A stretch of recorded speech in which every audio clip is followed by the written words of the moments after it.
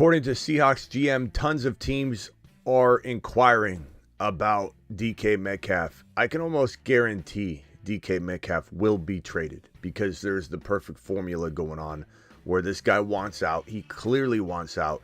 There are handfuls of suitors that will pay the price tag that we believe will get it done. Maybe it's a second round pick. It depends on the competition. Competition breeds higher price tags. So there's definitely going to be movement here. DK wants out. The team agreed to explore it. So he's gone. He's gone. The question is, where does he play? Is it Buffalo? Is it somewhere like New England? These are the two best locations. We'll talk about DK Metcalf and more. Najee Harris, the Vikings are interested in Najee. Evan Engram, amongst a lot of other players, out of Jacksonville. They're cleaning house over there in Jacksonville. I don't know if I understand what in the hell's going on over in Jacksonville. But Evan Engram, what if he ends up in Cincinnati catching footballs from Joe Burrow? That's my prediction. I don't know if you say prediction more than that's my logical take. And logic doesn't necessarily play into anything. We got Niner fans thinking that he's going to want to go play backup tight end over in San Francisco. Casey's very similar in that they have Kelsey, but he's like year to year. And to play with Patrick Mahomes and to be locked in there for 3 or 4 years would be great for Engram. So he might consider that, but he's not going to San Francisco to play backup tight end. He's going somewhere to play starting tight end. Aaron Rodgers, a lot of more buzz about Aaron Rodgers. Ian Rappaport reporting today that there's a lot of interest around Aaron Rodgers, and specifically the New York Giants are looking at that right now. So we're going to break down all of this and more. The Fantasy Football Show begins right now. File on in. From the FantasyFootballShow.com studios, it's the Fantasy Football Show. Live! Monday through Friday, 8 p.m. Eastern. Smitty is also live whenever news breaks. Whenever news breaks, we are live Monday through Friday, 8 p.m. Eastern. Daylight savings will kick in here, I believe, on Sunday, right? But that doesn't change the time, only when 8 p.m. Eastern is for you. So this is 8 p.m. Eastern, Monday through Friday. That means that I go live at 5 p.m. my time. But that's going to turn, 6 p.m. my time. That's going to turn into 5 p.m. my time because I'm in Arizona. But it's 8 p.m. Eastern, Monday through Friday. We're live also additionally whenever big news breaks. Sometimes I'll wait until the show if it's like an hour before the show. But pretty much whenever there's massive news, like let's say DK gets traded, I'm going to immediately go live. So understand that like if you want to know where to go when something big happens, check my channel. Subscribe to this channel. Like this channel. This channel is here for you, and we're here to break down any breaking news when it happens live. Look, Evan Engram, let's talk about DK real quick. DK Metcalf, I still believe that the Buffalo Bills and the New England Patriots are the most likely landing spots, but according to this report, there are tons of teams about inquiring about a potential trade with DK Metcalf. I think it's going to happen, really quickly. I think that Buffalo is smart enough to maybe make this change, and they see the Philadelphia Eagles continue to do what they do. 5D chess they're playing with everybody else. You got Saquon Barkley, now the highest paid running back in the National Football League. They're wetting the beaks of all of the players that are contributing, keeping everybody happy. A.J. Brown extended. Devontae Smith extended last year. They didn't need to extend both wide receivers. They did anyway. They didn't need to give Saquon Barkley a big, huge raise. They did anyway. And you can say maybe they're wasting money. What if someone gets hurt? They won a Super Bowl. And they're making sure all their players are happy. And if I'm the Buffalo Bills, I think I finally step up, regardless of whether you attempted to get Amari Cooper and it didn't work out. I step up and I say, give me DK Metcalf. Let Josh Allen play with DK Metcalf. Let this man have a true number one wide receiver again, like he did Stephon Diggs. And for anybody that thinks they just spread it around too much, remember, close your eyes and remember when Josh Allen was able to laser lock and feed Stephon Diggs. So I do believe this is in the cards for the Buffalo Bills. I do believe that the Patriots are hungry enough to overpay. And I do believe that Drake May it's an attractive landing spot. But DK might say, look, I like Drake May, but I want to go somewhere more solidified, more championship ready. Maybe Jordan Love is and we talked about this yesterday. I think he took a step back last year, but maybe he takes that step forward and then another half a step forward, and he sum total ends up being, ahead of the game come this year with DK Metcalf as his true number one. But this might be an attractive place because they are playoff contenders. The Denver Broncos, Sean Payton, it's an attractive place to go. Houston just acquired Christian Kirk, who was going to be released, but then they changed directions. Christian Kirk is now in Houston, and that's a pretty decent move for the Houston Texans, which makes me think they didn't have a chance at DK. DK maybe didn't want to go to Houston, so they went ahead and diverted over to the Christian Kirk front. The Dallas Cowboys might be the most attractive number 2 wide receiver spot for DK if he was to resort to playing number 2 for a team, because CeeDee Lamb's the one, because this would be a contender. And if you want to make fun of the Dallas Cowboys, you're just making fun of yourself. You're embarrassing yourself, because if they got DK Metcalf, and then remember they have the number 12 overall pick, so who knows what they do with that. They could still take a running back like Judkins. They're looking at maybe bringing back Dowdle, like we talked about a couple of days ago, that could definitely become the reason they don't go after an RB, is they want to bring Dowdle back cheap. But if DK Metcalf, CeeDee Lamb, Dak Prescott, and worst case scenario, Rico Dowdle's there, and they use the 12 pick on a big, huge piece that helps this team, you're only embarrassing yourself by suggesting that team, the Dallas Cowboys, with DK Metcalf, with that 12 overall pick player that they draft, isn't a threat to be one of the better regular season teams in the National Football League. And could they win multiple playoff games? You bet your bottom dollar. Will Dak falter in the playoffs? Maybe. But I think Dak is not given enough credit. I think Dak is one of the better sleeper quarterbacks in 2025. You can get Dak Prescott in double-digit rounds.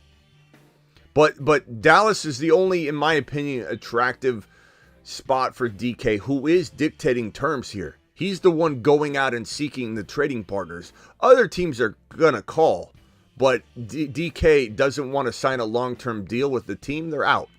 They're out. Just like Houston. Houston could have maybe said, you know what, I don't care what DK wants. We're going to go get him.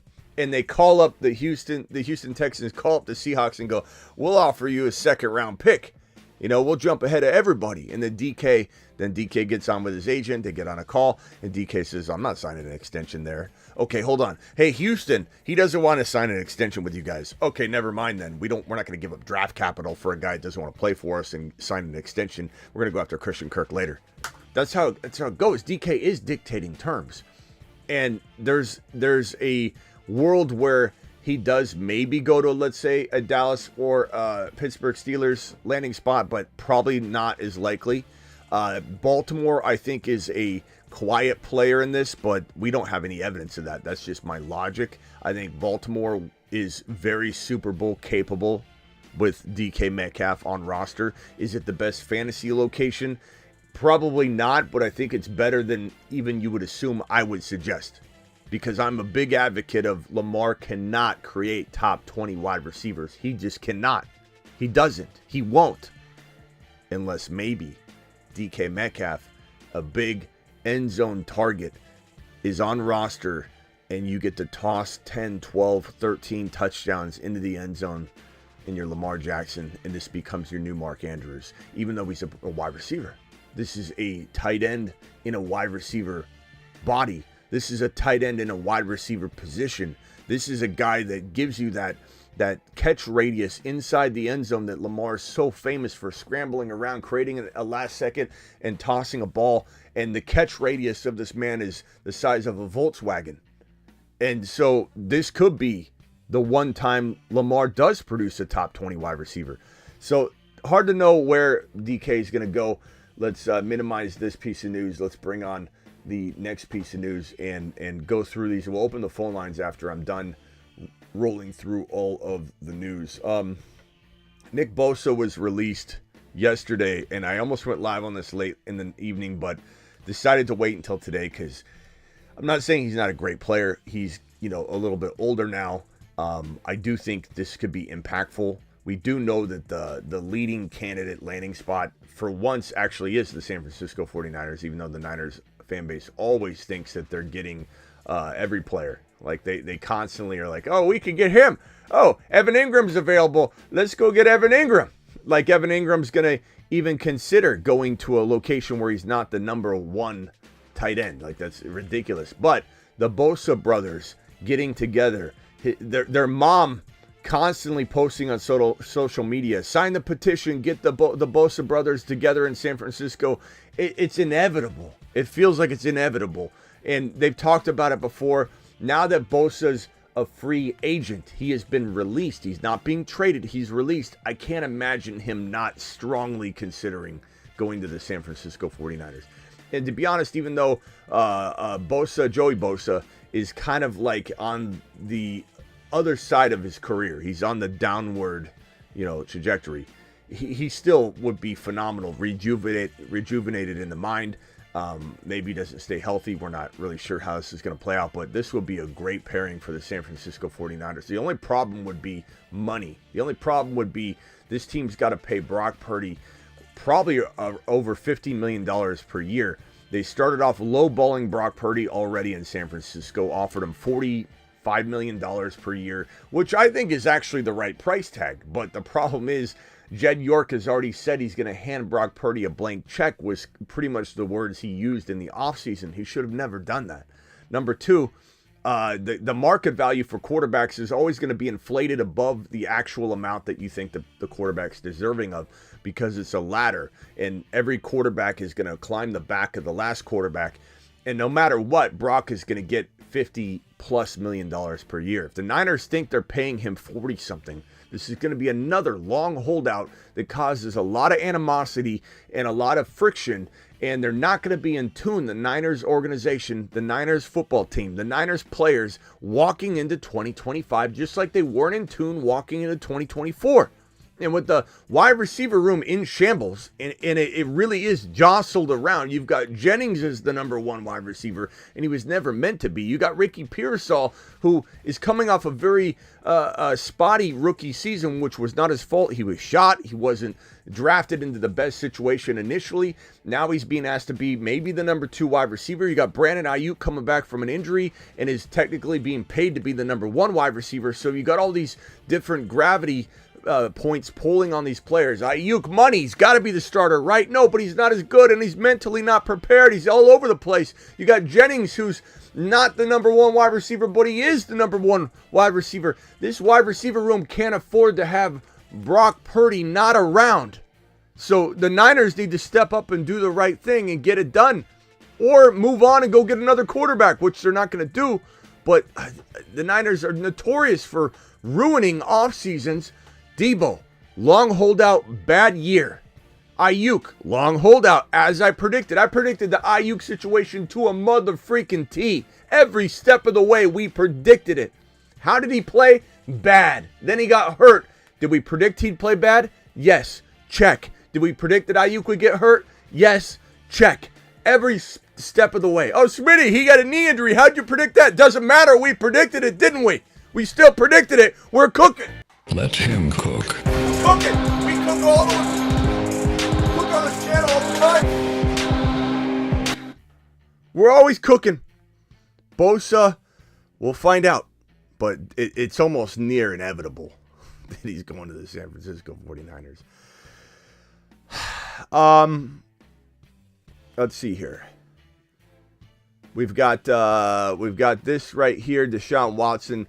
The Browns. The Browns, poor Browns fans, man, they deserve better. The Browns restructured Deshaun Watson's contract, clearing $35.8 million. That's great news. Cowboys restructured Dak Prescott contract, clearing $36. Seahawks released Tyler Lockett, clearing $17. Dolphins cleared some money as well. So there's a lot going on. This offseason's been crazy so far. It's been wild so far. CD Lamb restructured. There's a lot of money freed up in Dallas, over $50 million. You wonder if that's what they're doing, is trying to go get DK Metcalf. The Vikings could pursue free agent Najee Harris as a plan B if they fail to re-sign Aaron Jones. This might be pressure and posturing to get Aaron Jones to get this done quickly. Why? Not because they probably believe Aaron Jones is the best option known to man, but they want to start preparing for the draft.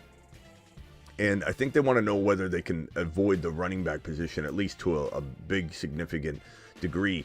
And then this is where you say to yourself, if they bring back Aaron Jones, the Vikings become one of the craftiest places for an RB to land if it's, let's say, a Dylan Sampson or someone of that nature. So it's gonna be a wild ride as we navigate the free agency mixed with the NFL draft, mixed with the landing spots of the RBs, and who's quietly the best rookie running back that isn't in the best spot, who is quietly the best rookie running back that is. And there's going to be all kinds of hidden gems because this class is so, the parity between running back 2 and running back 6 is so close. You have Genty and a tier break. And then you have Hampton, you have Judkins, you have all these really good running backs. Hampton had an amazing pro day. Hampton is climbing teams' boards as well as fantasy boards. But then you have like Judkins quietly, if he lands in the right spot, he explodes and becomes the number 2 running back. Or you have my favorite, Henderson. Trevion Henderson goes to the right spot. He becomes the number 2 running back. Trevion Henderson goes to the Vikings. He becomes a quiet 2025 running back because he's the backup. Aaron Jones is ahead of him, but he becomes a superstar for the future. There's so many amazing ways to look at this running back stable. And Najee Harris becomes a complicated piece. Look, this is a guy that I think deserves a look, but with the teams that need running backs being, a decent amount, but not like half the league, it's hard to imagine these running backs being able to command anything close to what they want to command. And so some of them, if not all of the major ones, will return to their normal homes. They're going to go test free agency. It's not going to look good. Dowdle wants to test free agency. No one's going to knock on Dowdle's door because the rookies are practically free and Dowdle's going to command more money. So Dowdle going back to Dallas seems very likely. Najee going back to Pittsburgh is definitely in the cards. You've got J.K. Dobbins. Could he be back in a Charger uniform? Sure. Aaron Jones going back to Minnesota. It's a trend. These guys are finding no market because of the rookie running backs, and they're free, and it's a deep running back class. So don't expect these RBs, but maybe one big name like Najee, maybe going to Dallas or going to LV or going to a situation like Denver or something like that. One of these RBs could definitely, but it could also be a case where all of them return home because there's no market value for any of them. This right here, we've got Tutu Atwell. Tutu Atwell agreed to terms on a 1-year, $10 million contract with a $5 million fully guaranteed signing bonus and a $5 million fully guaranteed base. The deal is done by Drew Rosenhaus, who knows how to get every deal done. This guy is the definition of you need a deal done, he gets it done, and he gets it done big. Drew Rosenhaus always executing efficiently. But this does make you wonder if the Cooper Kupp open door of coming back. Yesterday we reported that it's not a for sure thing that Cooper Kupp's gone. They might bring him back. This makes me feel like that door is closed. Also, Whittington, what's this mean for Whittington? Honestly, I still think Whittington's the better option. I think Tutu Atwell needs to be on the radar now because this contract does mean something and the fact that they want to bring him back. But I think Whittington does have more talent. Tutu has more experience and likely could be leaned upon early versus later. So we'll have to see. But Tutu Atwell definitely goes up a little bit in value, like to the tune of you're getting him in best ball drafts. Code Smitty underdog promo code Smitty, link in description. I'll drop the link in the live chat if you want to draft with us. We'll be drafting tonight at midnight Eastern. Here's the link. Code Smitty gets it done. You're at the end of your draft, like Tutu Atwell, Whittington. These are great receivers to add to your roster. But yeah, I like Whittington more. This right here, Jaguars agreed to trade Christian Kirk. I see a couple of you saying Kirk got released. He did not get released. The report was he was going to get released, but according to the reports that are obviously out today, and if you think Kirk got released, you're living under a rock. So stop saying that in the chat. You're wrong. Jaguars agreeing to trade Christian Kirk to the Houston Texans instead of releasing him. And this is a good move for the Texans. But again, it reminds me, it makes me feel as though the Texans got a no from DK in terms of wanting to be in Houston, which is interesting. I'm not saying I heard that. I'm saying that's what I'm kind of speculating, which is interesting because Stroud is a good quarterback. I know he failed last year, but this makes me think that DK's hungry for a team he believes can win it all. And he doesn't think maybe the Houston Texans can win it all.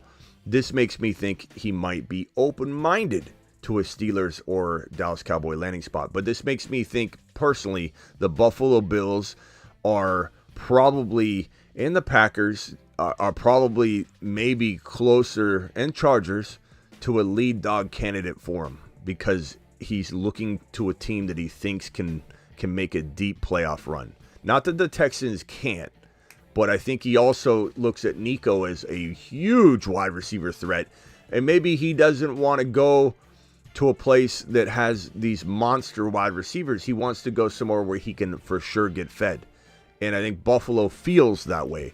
Green Bay feels that way. Dallas, he probably feels less that way in Dallas. But does he feel like he could win a championship and still get Dak to feed him the football? But if I had to guess right now, I'd say New England based on what we want. But I don't know that New England, it's going to come down to price tag. Like if he will go there, but he'd rather go to these other places, but New England's willing to overpay, then it'll be New England. But he might say no to New England just because he wants to win a Super Bowl. So I really think Buffalo's got it. Buffalo or Baltimore have to be the landing spots. If you're thinking a combination of he wants tons of targets and work and he wants a Super Bowl in his mind. Chargers are kind of like a team that I think we all deeply understand as the capability, but will he look at the Chargers off of last season and go, yeah, they're ready to go? I don't know that he will. But Herbert's a nice, lure to get him in there. It's hard to say, but Christian Kirk, Texans, good move.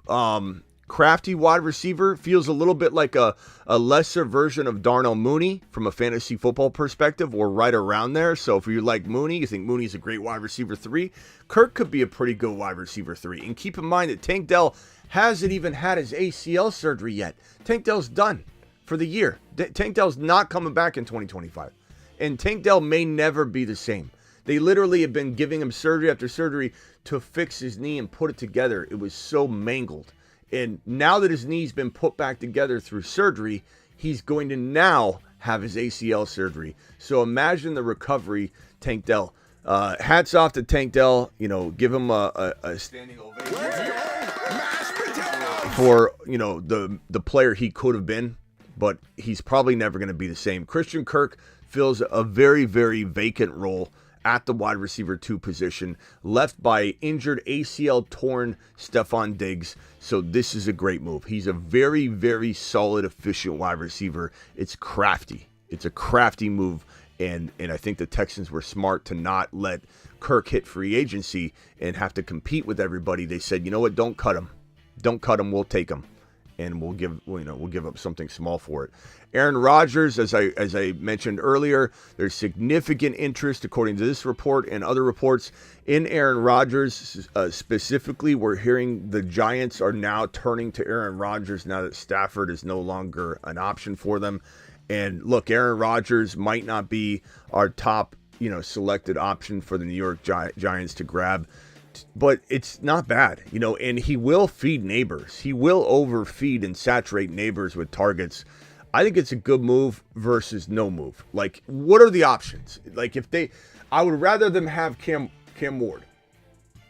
And I still believe that the Giants are more likely to trade up to 1 to draft Cam Ward than they are to get Aaron Rodgers in-house to be the starting quarterback walking into 2025. So if I had to put the percentage chance on those two, I'd say 60% chance they get the 1 overall pick. The Vegas odds of the Giants selecting Cam Ward are the exact same odds as the Titans selecting Cam Ward, which means that the Vegas odds are predicting a trade is as likely to happen than not happen. So that's an interesting nugget. But we're looking at Aaron Rodgers being the backup plan the very, very intriguing backup plan for the New York Giants if they cannot, in the coming weeks, muster up a trade with the Titans to overpay to get Cam Ward. We know Joe Shine, his job is on the line. We know Dable's job is on the line. These guys know that if they go get Cam Ward, they buy themselves maybe even another year, because if they show promising production and growth out of Cam Ward in 1 year, even if they don't make a playoff appearance, they still buy another year. They go after Aaron Rodgers, guess what? Next offseason, they're probably looking for a quarterback, and they're probably looking for a new job. This is more of a chance that Joe Shine and Dable are looking for work this time next year, going after Aaron Rodgers, plain and simple. Even if they have a decent year, even if Neighbors does well and they barely miss the playoffs, their jobs are on the line. Cam Ward buys them 1 more year. Cam Ward is the better long-term option. Cam Ward takes Neighbors to Jupiter. To Jupiter.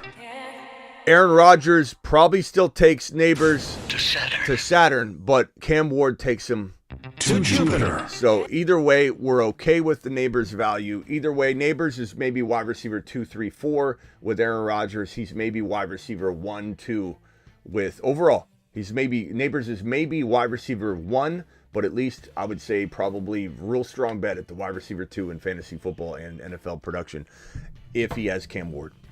You can chew on that. And I certainly feel that way about the long term as well with Cam Ward. Obviously, Aaron Rodgers has no long-term value. It's a year-to-year proposition and probably an injury or something that ends up just taking it out.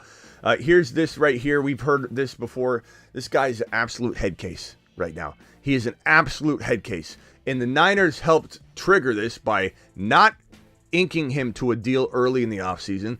And then this man took it upon himself to unravel every single opportunity the Niners finally set up for him. They set up a Cleveland Browns trade that involved Amari Cooper. It was ready to go, and this man acted like a little kid going to basketball camp, that he was getting homesick and he didn't want to go. And so he called off the Browns trade and said, I want to come back to San Francisco. And they're like, what are you doing, bro?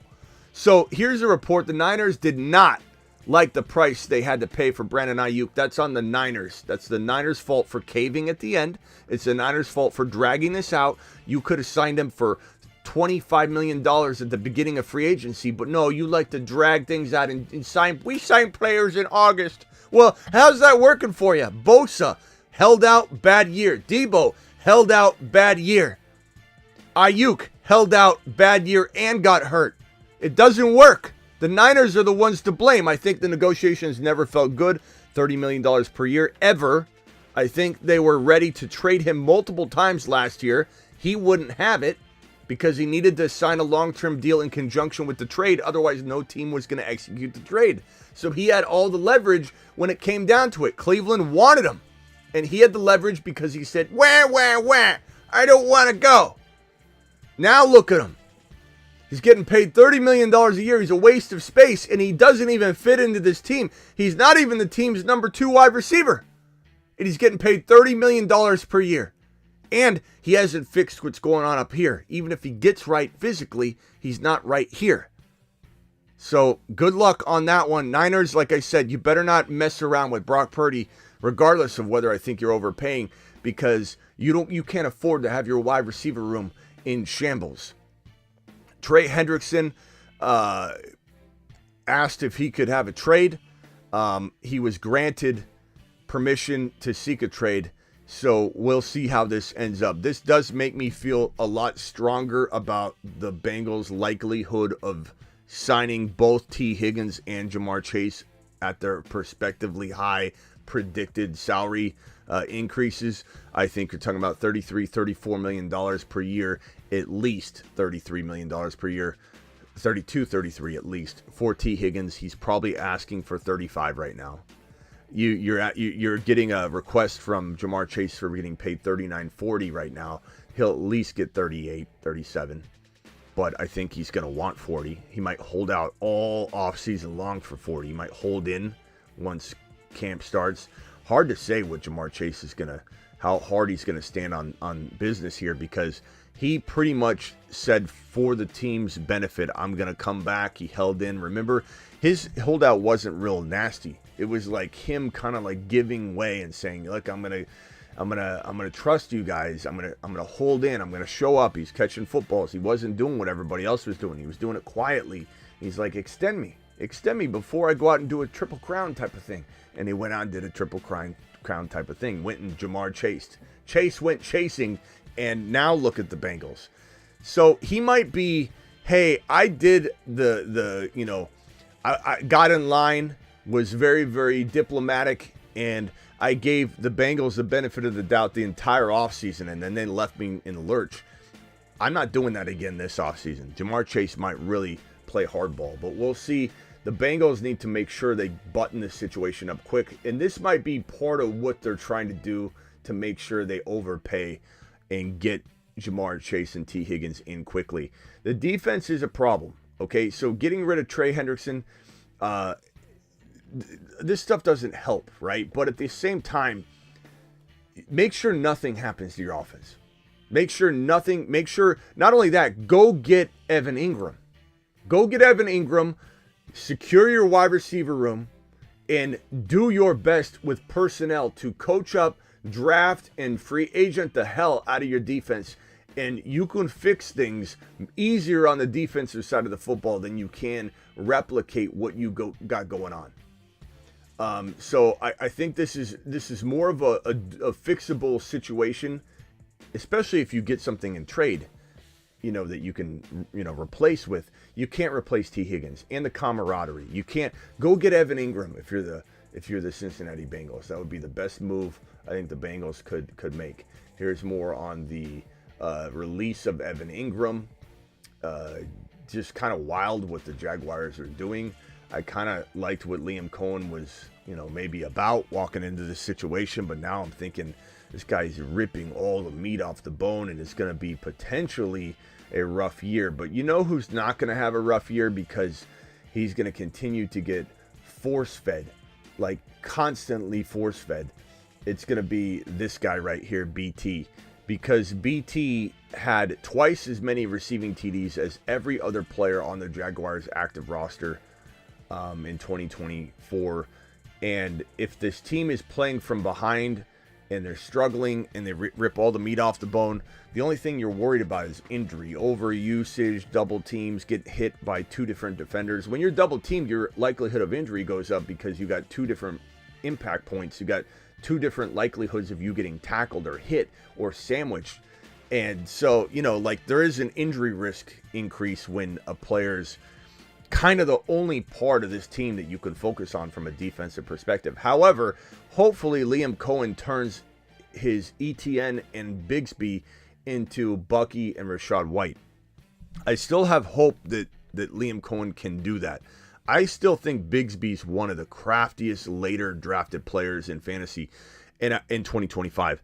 I think that while I want to say Bigsby's the better option of the two, ETN and Bigsby, he isn't, because ETN and Bigsby are both going at handcuff territory.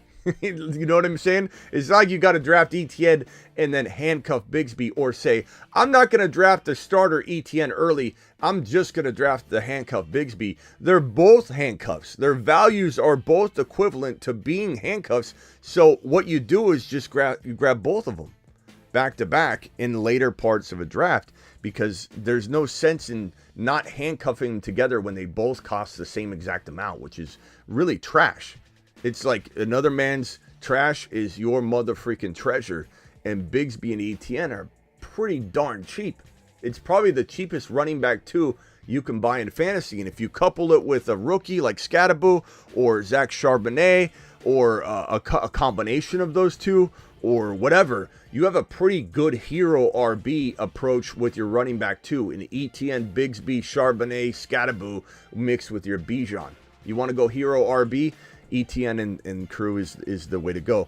But I am a little worried about what's going on with Trevor Lawrence if the entire team is just getting...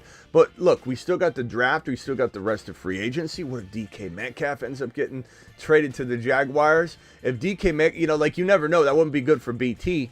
But you just don't know what's going on. Like, Liam's got a plan. Let's give him the benefit of the doubt. He's ripping all the meat off the bone. As much as we do love Evan Engram, he is on the wrong side of 30, so, you know, an injury prone. So it's hard to really judge Liam Cohen really hard right now because these moves, there's some logic to each one of them individually. I think it just seems like they're all of them together collectively feel like a heavy burden. But I don't know, maybe Liam's got a plan. Let's go ahead and trust him a little bit more than I think we're wanting to. But Evan Engram, hopefully Evan Engram goes to a place like Cincinnati. Again, the Niner fan base thinks he's going there. All right, let's just get Evan Engram. Like, hey, Evan, you want to go start for the Bengals, try and win a Super Bowl, be the number one wide receiver, or I'm sorry, the number one tight end for Joseph Cigar Smoking Burrow? People are getting burrowed left and right, and people are going to remember it.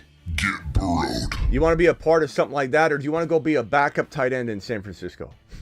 Like, the Niner fans are crazy, bro. But KC's similar, but just because, you know, it's definitely possible that he looks at that situation different because Kelsey's, you know, probably on his last leg, and to play with Mahomes for 3 or 4 years, and it's a pretty good long-term investment if you was to think of it that way. But Bengals, Chargers, a lot of places that Evan Engram could land. Like the rumors right now, you know, since he popped up, but I've been saying that for a while, so we've been on that before anybody. You know, Denver could be in the cards. Trying to think of other landing spots that would make a lot of sense for him to think, oh, I want to go win a Super Bowl. I mean, the Eagles, they got Goddard, but Goddard is always banged up. It might be something he'd consider. You know, like I said, San Francisco, no. But Philly and KC as a not guaranteed to be the focal point tight end role, it's, you know, a little bit different. LA, there's a lot of locations I could see him potentially going to. Green Bay, potentially. Washington Commanders. Can you imagine Evan Engram in Washington? Adam Peters is capable of doing that. But obviously the Bengals feel like the best location. Commanders may be second. Although I want Ben Sinnott to rise up, but at the end of the day, it's a business, and if you can get Engram in there right away instead of taking the chance on this or that, then, you know, you kind of consider that. But so we got that news. Evan Engram, cap space savings, $5.98 million. Dead cap is $13.5 mil. And when you start taking a bunch of dead cap for the 2025 season, as Evan Engram cost 13.5, just like Deebo Samuel was costly for the Niners to trade him. Niner fans, again, I love my Niner fans, but they just, I don't know what it is about the delusion. We saved money by getting rid of Deebo. You didn't. You took a $31 million dead cap hit by trading Deebo Samuel. By trading Deebo, $31 million the Niners got hit in dead cap. Stop trying to dress it up and put a dress on it and lipstick on it and act like it's not what it is. The same thing, when you start doing that, taking a bunch of dead cap, you're almost saying to people, we're going to try this year, but maybe it's not our year coming up. I don't know. The dead cap, $13.5 million, stripping the meat off the bone, usually is a 1 year advance move for the next year. You're building for the second year. So Liam Cohen coming in and ripping all the meat off the bone and trying to get things slimmed down is probably the way to go if you are trying to gear up for 2026. And so keep that in mind. The dead cap hit $13.5 million, which isn't the craziest dead cap, by the way. Again, Debo's was $31 million. Debo's was brutal. And if Ayuk was traded, it would be $39 million in dead cap. So Ayuk is not a very tradable piece for the Niners because they're taking a $39 million dead cap hit. Any new fresh contract is not usually a good contract to get rid of and dump, because it's going to be a lot of early, pain that you can't. That's why a new contract, you just can't trade that player. Like when JJ inked his new deal, people were like, what if JJ got traded? JJ ain't getting traded anywhere. You can't trade JJ. His contract wouldn't allow it, especially last year. Jaguars personnel losses: Christian Kirk, Evan Engram, Duvernay, more. This wasn't it. They continued to make cuts after that report. It's crazy. This is from Schefter. Players informed of the release: Adams, Bosa, Engram. There's more clippings that I had here, and that's pretty much that's a lot, but that's pretty much it, ladies and gentlemen. All of the news as of today to catch you up. And if you missed yesterday's show, make sure you check out yesterday's show. But phone lines are open right now, so we can discuss where some of these players might land. Let's talk about Evan Engram. Let's talk about Aaron Rodgers, DK Metcalf's landing spot, Christian Kirk's impact in Houston. Dial into the phone line. Now is your time to shine. It's your time to call in. It's your time to discuss whatever you want to discuss here on the Fantasy Football Show. Dial in, dial in, dial in. Call into the show. Call into the show.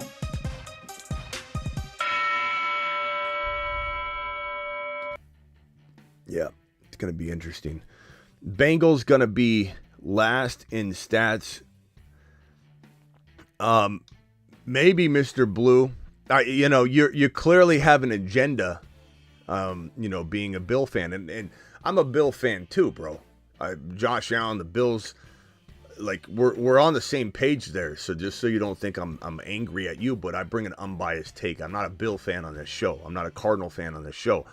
So none of that impacts anything that I say on this channel. In fact, I've desensitized myself to pretty much not even having fandom at all anymore. It's kind of wild when you strip yourself from that ability.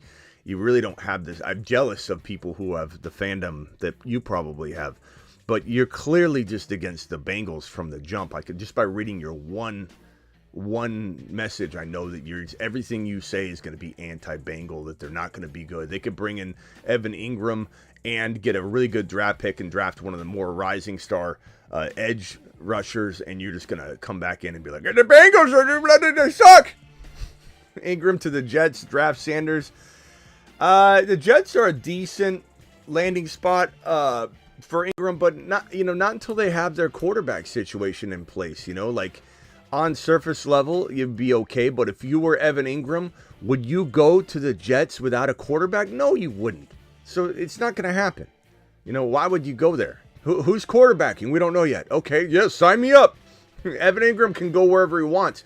You tell me, are you wanting to go play with Herbert or Joe Burrow or Patrick Mahomes or even though Kincaid is a guy we loved, it is what it is. Engram in Buffalo. So, Bruce, you're live. Speaking on the Bill Smitty, what do you think on Keon Coleman? Do you think they're saying, he still needs time to develop and learn from another big name like he did Cooper? Or is it, okay, kid, it's your time to shine, you're the number one? Look, we missed some things on this channel. Not suggesting we missed on Keon Coleman. I think Keon Coleman is exactly who we thought he was. He's a really good player. He's dominant. He's tall. He's lanky. He's a end zone, big play capable guy.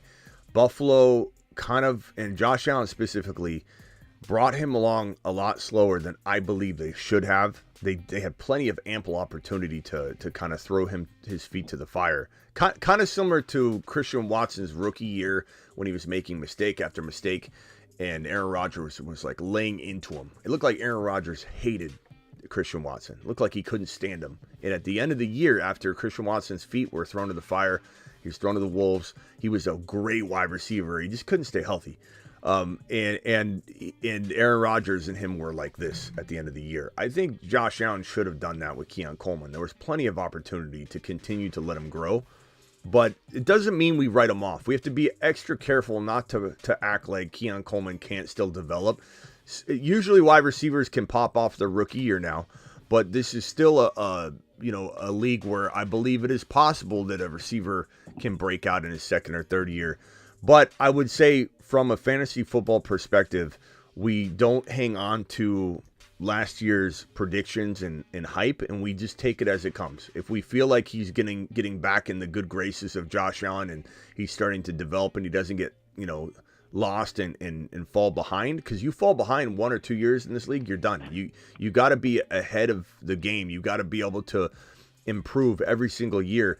And that's why Trey Lance and players like that had fallen behind too far to ever come back from. That's why Josh Gordon is the perfect example of a player that was as good as any receiver in the National Football League. Josh Gordon could have been the number one wide receiver in the NFL for 5, 6, 7 straight years if he had been in a position where he didn't get caught losing an edge, falling behind, and then when he came back, he wasn't the same player. It happens. So anybody that thinks that, oh yeah, Trey Lance was never going to be good, you don't even know that.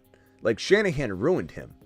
And we might never know on some of these guys. They might look like busts. In some cases, we got to take ownership that if we predict somebody to be good and they aren't good and they fall behind, it's part of that's on us, on me, for thinking the situation would cater to it.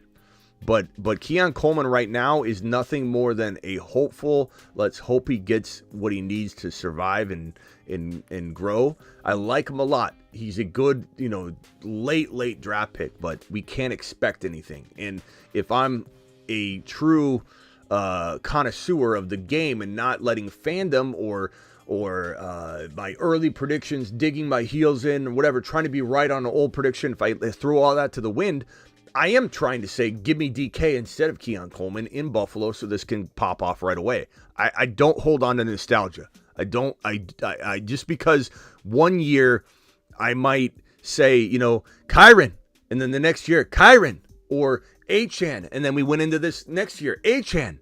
And everyone's like, you just keep digging your heels. I don't dig my heels. I can change directions as quick as anybody.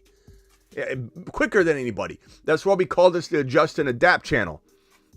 Because it really is that important to adjust and adapt. But yeah, don't give up on him. But he certainly isn't Keon Coleman, in the right spot right now to be that guy yet. This 1.4 and 1.10 for in Dynasty, any suggestions? What do you mean 1.4 and 1.10 for Dynasty, any suggestions? Trade both of them to move up. Not much of a suggestion at this point. I can't tell you who's going to be there at 1.10, let alone whose value will rise, and that's too late in the draft. But I love trading up. If I can trade both those and a second to move that to 1.2 or 1.1, if I could trade the 1.4, 1.10 and a future 2026 first rounder for the 1.1 to get Genty, I do that. That's first and foremost my number one suggestion for you. 1.4, I think I try and go get some players. And again, this is going to be a series we have on this channel where we say this. We go let's see here. I bumped my camera. 1.1 in a rookie draft, okay? 1.6 in a rookie draft, and 1.12 in a rookie draft. And we have this timeline. And we say, where do players slot on that? So you've got the 1.4, right? So what player can you go get? Can you go get a DK Metcalf? Is DK Metcalf even worth that? Would you rather have the 1.4 DK? These are all questions you'll have to ask yourself. What player can you get with that? Can you get a Garrett Wilson? Probably not. Maybe. Who knows? Maybe you throw in seconds. I would explore what you could get for the 1.4. I would try and get guys like Kyron, guys like Bucky. Bucky feels like probably the most capable player to go get that deserves that consideration at 1.4. And if you've got to pay more, you got to pay more. If you don't have to pay more, then good. The reason I say that is people that own him, they kind of feel like he's a hot potato. There's a lot of people that like to break up with the player before the player breaks up with them. And Bucky has more of that vibe than any other player in fantasy, I think. People that have him are scared to death that he's not the real deal, and they just want to wash their hands of it for whatever reason. And so he's a very vulnerable player to go get. So try things like that, and you might not be able to get him for the 1.4 alone, but maybe both those picks get you Bucky. And I don't know about you guys in the chat, would you take Bucky or the 1.4 and 1.10? All right, Bruce, call back if you got another one. Travis, you're live. Hey, yeah, just quick on Keon Coleman. He also got hurt last year. 2 games before he got hurt, he went 4 for 125 and 5 for 70 with a touchdown. Yeah. So they were starting to use him more. And I agree with Sick Nasty, too. I think if they used him in the slot more, like as a big slot, kind of like Kansas City does Rashee Rice sometimes. I think that could be a great place for him. But you see that more and more. They do it with tight ends some, and these bigger slot guys are starting to dominate that area. And, because he's not the fastest guy. He can get separation. I don't agree with the people that say, he can't get any at all. But, hopefully they're smart enough to move him around and find the right spot for him. And I don't know if McDermott and the group there are or not. I don't quite know what they're doing there in terms of how they use their like I said, he could either, I don't want to compare him to Josh Gordon, but I'm just saying he could go any of those directions. And the Josh Gordon example is the best example I think you could possibly cook up for a player that had the talent, that the situation put too much cobwebs on the player that he couldn't shake off. And I'm not saying that Coleman's being neglected like that. Like Josh Gordon was suspended and couldn't play ball, and it was ridiculous. The league just completely ruined his career. Josh Gordon should get a pension times 2 for the mistreatment that he was handed by this league, and they destroyed his career. I think it's one of the biggest travesties of a player. The things he was doing wasn't it was mental health and I think marijuana a couple times. It was crazy. It wasn't like he's this hardened criminal. I know. It was so crazy. It was the wrong time for him. He was just a couple years too early. Right. But anyway, I think that Keon Coleman, his career's just started. So the thing is, though, you can't draft him and expect what we wanted him to be. And I think some people might be like, Smitty, you really like Keon Coleman. Why aren't you doing, just doubling down? I don't just double down. I never double down. I do what I feel is right. I never double down. Me saying go after Achane again in 2024 after 2023 wasn't doubling down. That was what I felt was right. And I'm always going to do that. Right. Me not promoting James Cook pre-week 1 at all, but then telling everyone and their mother to go trade for him in weeks 2, 3, 4, 5 before he started blossoming was adjusting and adapting. That's the way I operate. If you want someone that's going to take their Excel sheet, like Excel sheet Eric, and tell you, according to my calculations, I really like Kenneth Walker this year, and then I'm supposed to stick to it all year, no matter what's going on, because I predicted it. Like some people say to me, these upset Ungers in my comments are like, Smitty, really disappointed that you changed directions on Kenneth Walker, because last year I said we love him, or the year prior, we love him. He ended up being one of the best running backs. This is not last year, the year before. In the first month of football, he scored 10, I don't know, not 10 touchdowns. I forget what it was. It was 7 touchdowns in the first month or 6 touchdowns. He was going crazy. Yeah. And I remember I came in and I said, trade him. And this guy in the comments, a couple of them, you can't, it's so disappointing. I can't trade in my league. And you told me to go get him, and now you're telling everybody to trade him and flip-flopping on him. It's called adjust and adapt. It's called understanding when to sell high and buy low. That is everything that I'm about. So if that's not what you want somebody that's going to say something in July and stick to it all year, this is not the channel for you. This channel is an evolving opinion always. It's all about, it's a stock market. 6 touchdowns in the first 5 weeks, and he was just, the week after that, after you said, think about trading him, he went 26 for 105. And I remember you saying, there's your opportunity, because he just had another good game.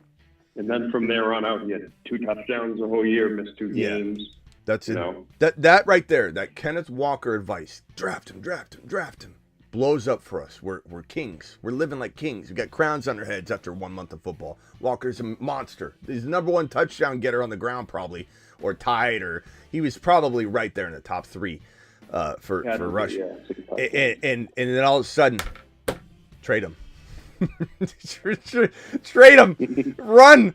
Trade him. That's the way we operate.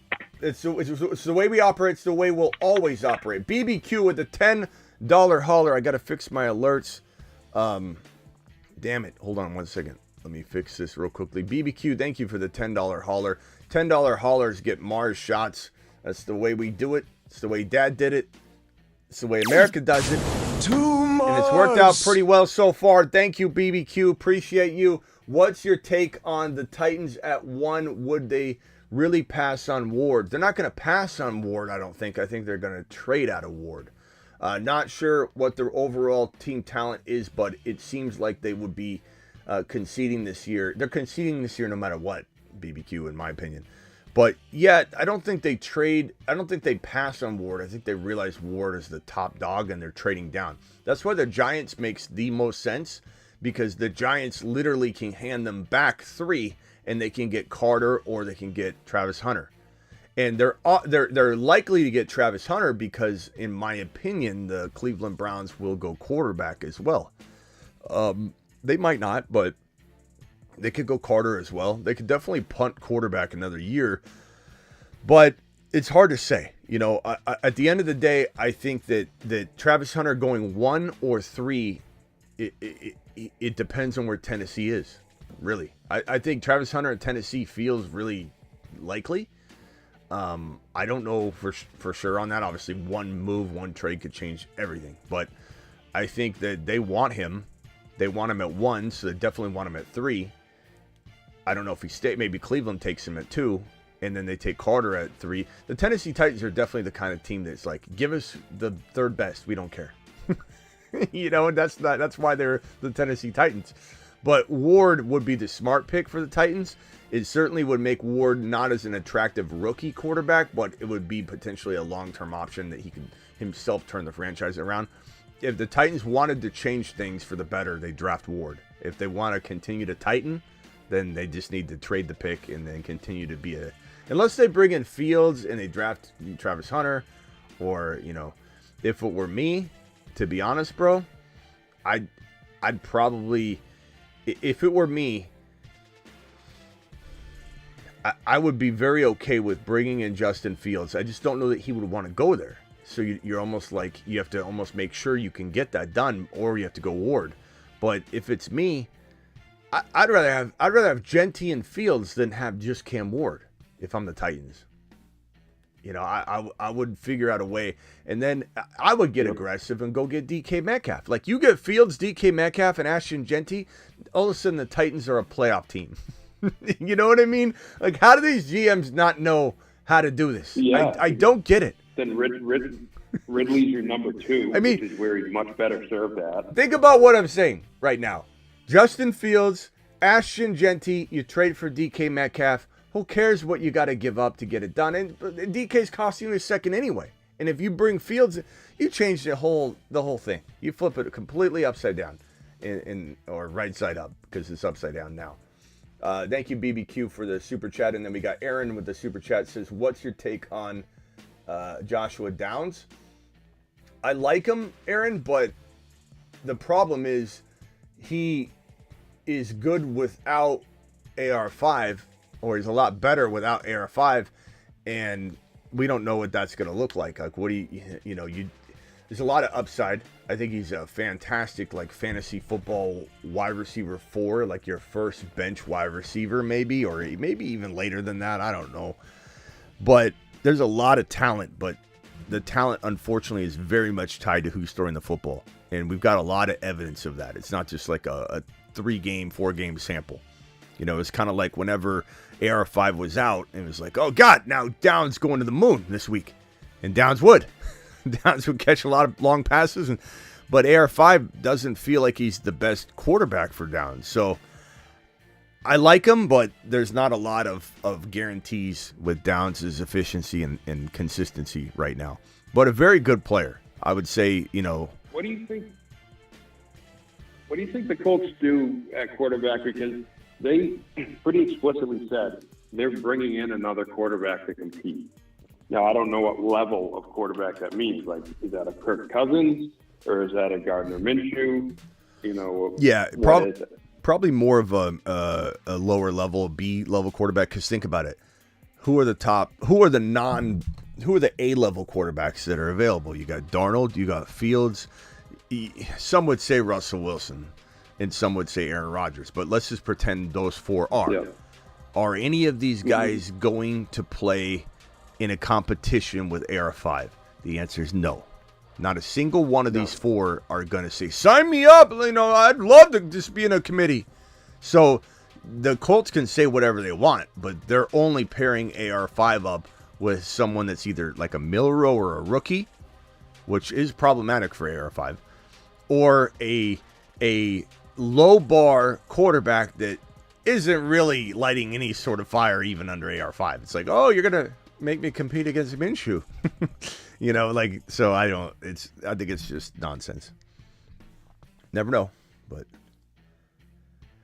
you know, and Aaron Rodgers, why would Aaron Rodgers, I've seen that a couple times with Aaron Rodgers to the Colts. Why would he go to, I'm not saying it's impossible. Anything could happen, and logic is not always in play. So let me first start off with that. I would say it doesn't make sense. But why would Aaron Rodgers go to a place where they've got this investment in draft capital in AR5, unless they trade AR5 away, which then it would be a whole different situation. But Aaron Rodgers not going to the Colts to Calvin to go compete. The last thing in the world he wants to do is go to a situation where he's on the bench. You know, he's not coming back to be a bench quarterback. And a lot of people are saying that, yeah, but he could learn under him. You know, AR5 could sit and watch. You can't have AR5 sit and watch any more than he has. You have to let him get experience on the field. This is not the same college football quarterback environment anymore that sends these guys over to the pros. You don't sit on the bench anymore. If you're sitting on the bench, it's because you're not a good quarterback. You what? I was going to say, he's almost not even a sit and watch guy either. You have a coach that can harness his raw talent and get him, and you almost have to do that on the fly, on the field.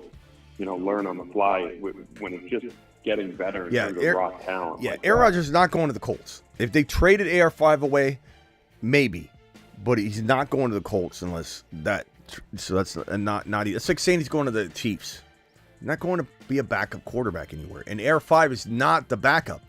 AR5, if Aaron Rodgers did somehow land on the roster, or Darnold, yes, they would have a competition. But AR5 is not the de facto backup. It is a competition. Nobody wants. Darnold has worked too hard to get where he is, to go into a committee willingly. This is like the Niners, when the Niners think that Evan Ingram's going to go play with Kittle. Why? When he's finally handed freedom to go get the biggest deal he can get, is in his final chance to get a contract. He's on the wrong side of 30. This is his shot right now. Why is he going to go play backup tight end? You know, he's going to go to the Bengals and say, let's go win a championship. Right. There's 8 to 10 teams that would take him, and he's the guy there. And, 7 or 8 that he can 10. Andrew Luck. I was surprised they didn't get a pick for him. You'd think a team would throw a 6th rounder out for him or something, but yeah, maybe not. Ziggy, Volume 10. You want to see something crazy? We do this every couple months. Ziggy, how old is Andrew Luck? Andrew Luck is 35 years old and was born on September 12, 1989. It's crazy he's still only 35. Not that that's not, it's every year, it's less of an impacting thing to do. But it's crazy when you're the like, crazy 30. one is Todd Gurley. You look up how old he is. Ziggy, how old is Todd Gurley? Todd Gurley II is 30 years old and was born on August 3rd, 1990. Mainly because he's been out of the game for so long already. Yeah, right. It's crazy. And right. You look at Derrick Henry, and you're like, But yeah, Andrew Luck, 35. Another thing's crazy is when people say this quarterback, Penix Jr., what is he, 25? Ziggy, how old is Penix Jr.? Or he's not going to know. Michael Penix. From epicstream.com. He is 27 years old and his birthday is on February 3rd. Ziggy, how old is Michael Penix Jr.? Sorry, I don't have an answer for that. Ziggy, how old is Michael Penix Jr.? From ProFootballNetwork.com. He was born May 8, 24. 2000, meaning he is 24 years old. Okay, so he's turning 25, as I said. I knew the answer to that already. Right. I think this has probably got to be BBQ dropping. Yeah, BBQ. I didn't even have to look. BBQ dropping 50 gifted memberships. Please thank BBQ for dropping 50. That gives you another bold prediction on the $50 bold prediction board. $50 holler. $50. Please give me a prediction there, BBQ. Thank BBQ if you get a gifted membership. But what I was going to say is Penix Jr. is 25 years old. When people say negative things about that, or he's 24, turning 25, I just remind people that Kurt Warner was like turning 28, I believe, when he entered the NFL. So he had a long Hall of Fame career. So people need to relax on the quarterback age. You know, oh, you got Bo Nix. He's old as can be. Played so many years. I mean, there's no age advantage at quarterback. Like, you got a quarterback at 22 versus 24. It doesn't matter. It means nothing. People were holding that against Jaden Daniels last year. They forgot that pretty quick. You know. Yeah, Jaden Daniels. Where are the Jaden Daniels doubters? We've only found one so far this entire offseason. He made the Planet Uranus list, which is right here. And off he goes. He said JD5 beginner's luck. Speaking of his rookie year, he's not saying this before, and he says one good season only. So nice job. But JD5 doubters are nowhere to be found. None of the Drake London haters came back. Yeah, they all said, "I'll be back." The Penix Jr. Where are the Penix Jr. haters? I bet you there's still a lot of those lingering because he didn't have. I think people are still going to very much doubt Penix Jr. I think that has not resolved itself. So we'll have a whole year of laughing at people in their face about Penix Jr.'s rise.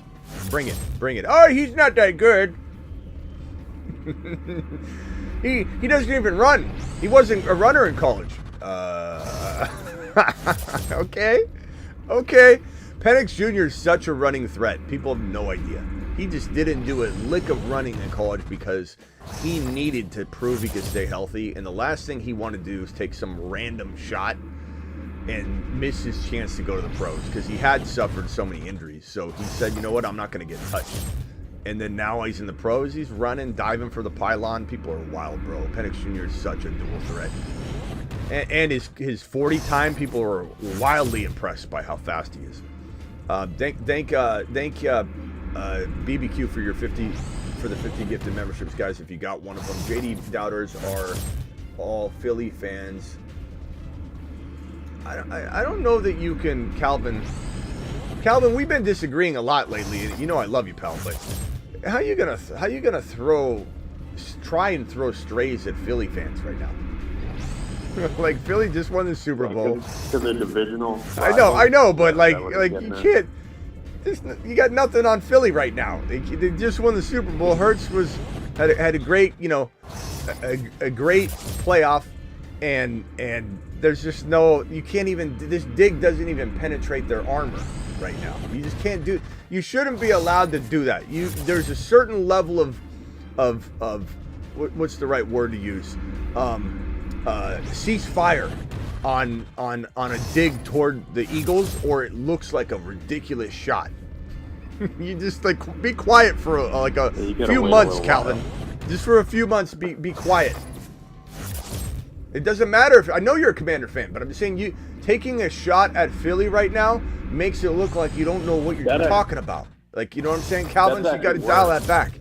That's actually worse. That you're one of their rival fans. You can't do that. Well, you got to recognize it. Recognize it when someone's great. Yeah, and we finally got someone that stepped up. Thank you. I don't know how to say your name. Your name doesn't make sense to me. I'm trying to read it. Zymolic. What is this? Zymolic. Zymolic. Penix will never do anything.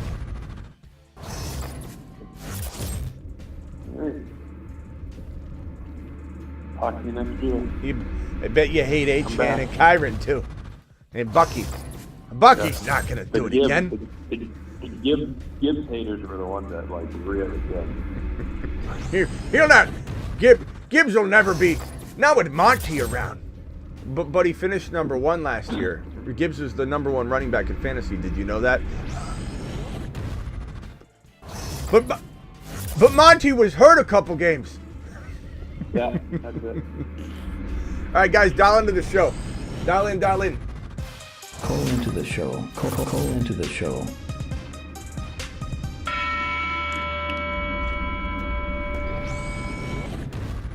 Flacco knows what's up. Flacco says Penix is my sleeper of the year. Attaboy.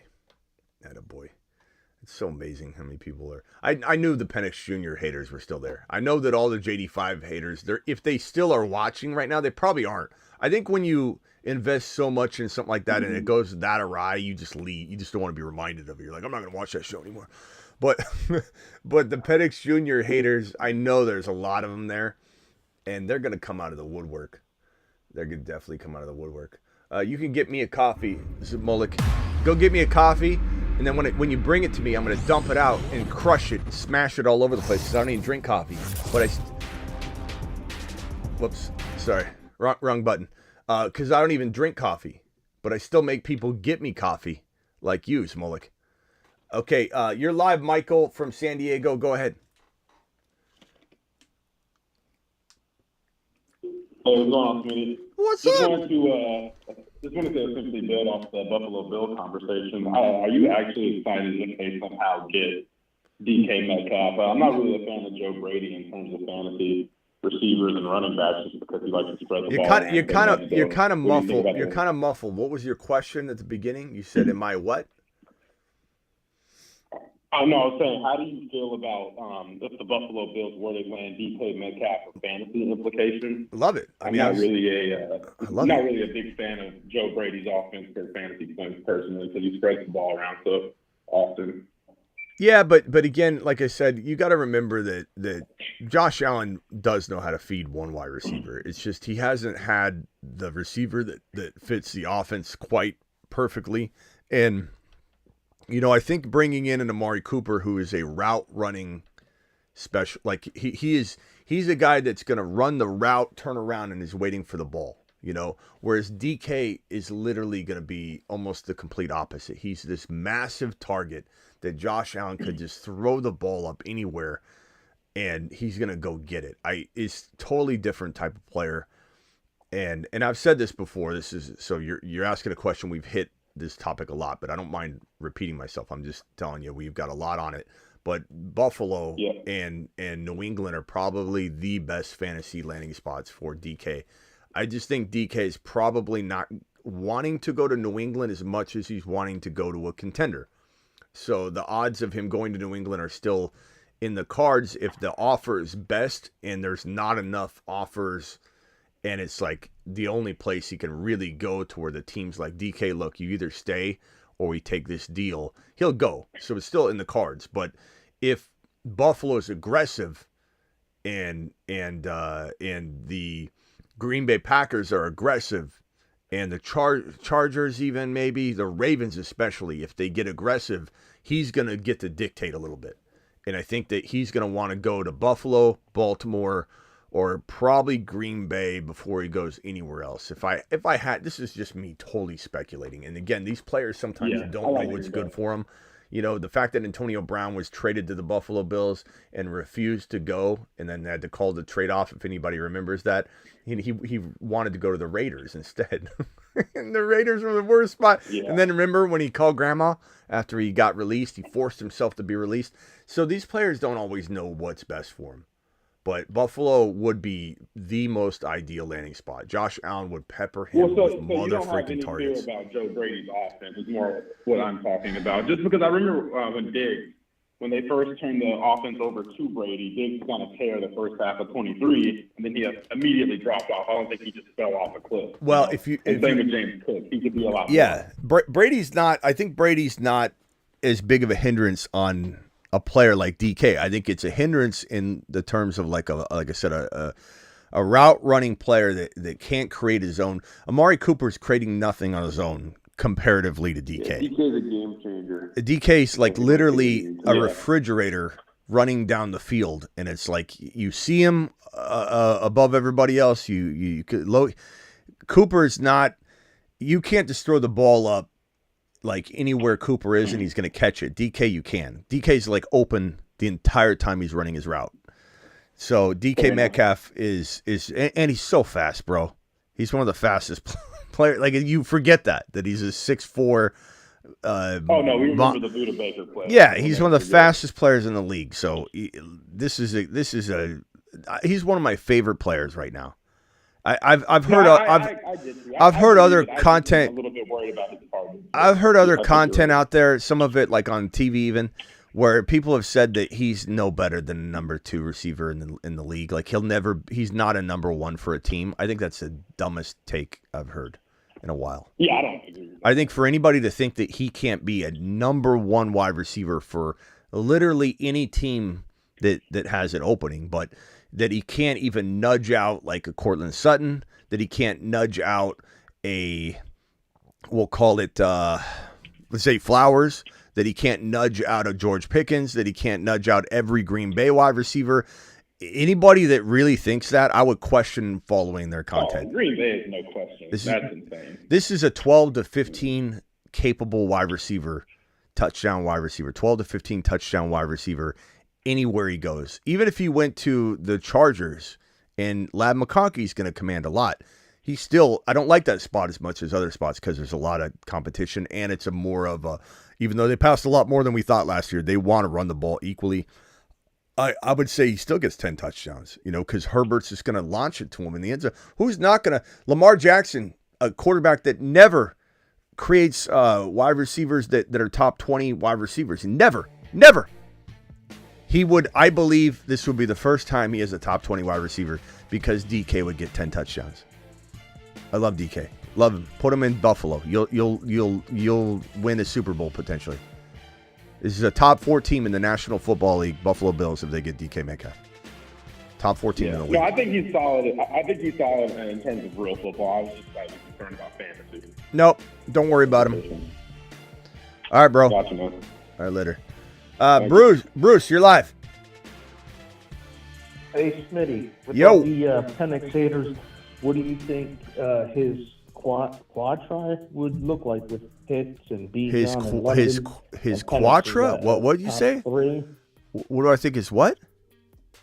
You know how you have the quads? Oh, quad. Quad bot, like a quad. What do you think? Okay. What do you think Tripod. Atlantis would look like? Top 3? With Evan Engram? With DK. Pitts and London and Bijan and. Are you saying if they get somebody or just in general right now? No, in general. Okay. I thought maybe you're trying to. We were talking DK. I wasn't sure if you were saying if they got him or. I think the Falcons quad pod. For those that don't know what we're talking about, here's the best quad pod in football. People are getting burrowed left and right, and people are going to remember it. The stack above all stacks. Burrow, Higgins, Chase Brown. Emojis in the live chat. Jamar Chase Brown, Higgins, Burrow. That's your quad pod right there. I think Penix Jr., London, Bijan, and Kyle Pitts. It's really good. I think Kyle Pitts is the question. Like, I don't know what he's going to do.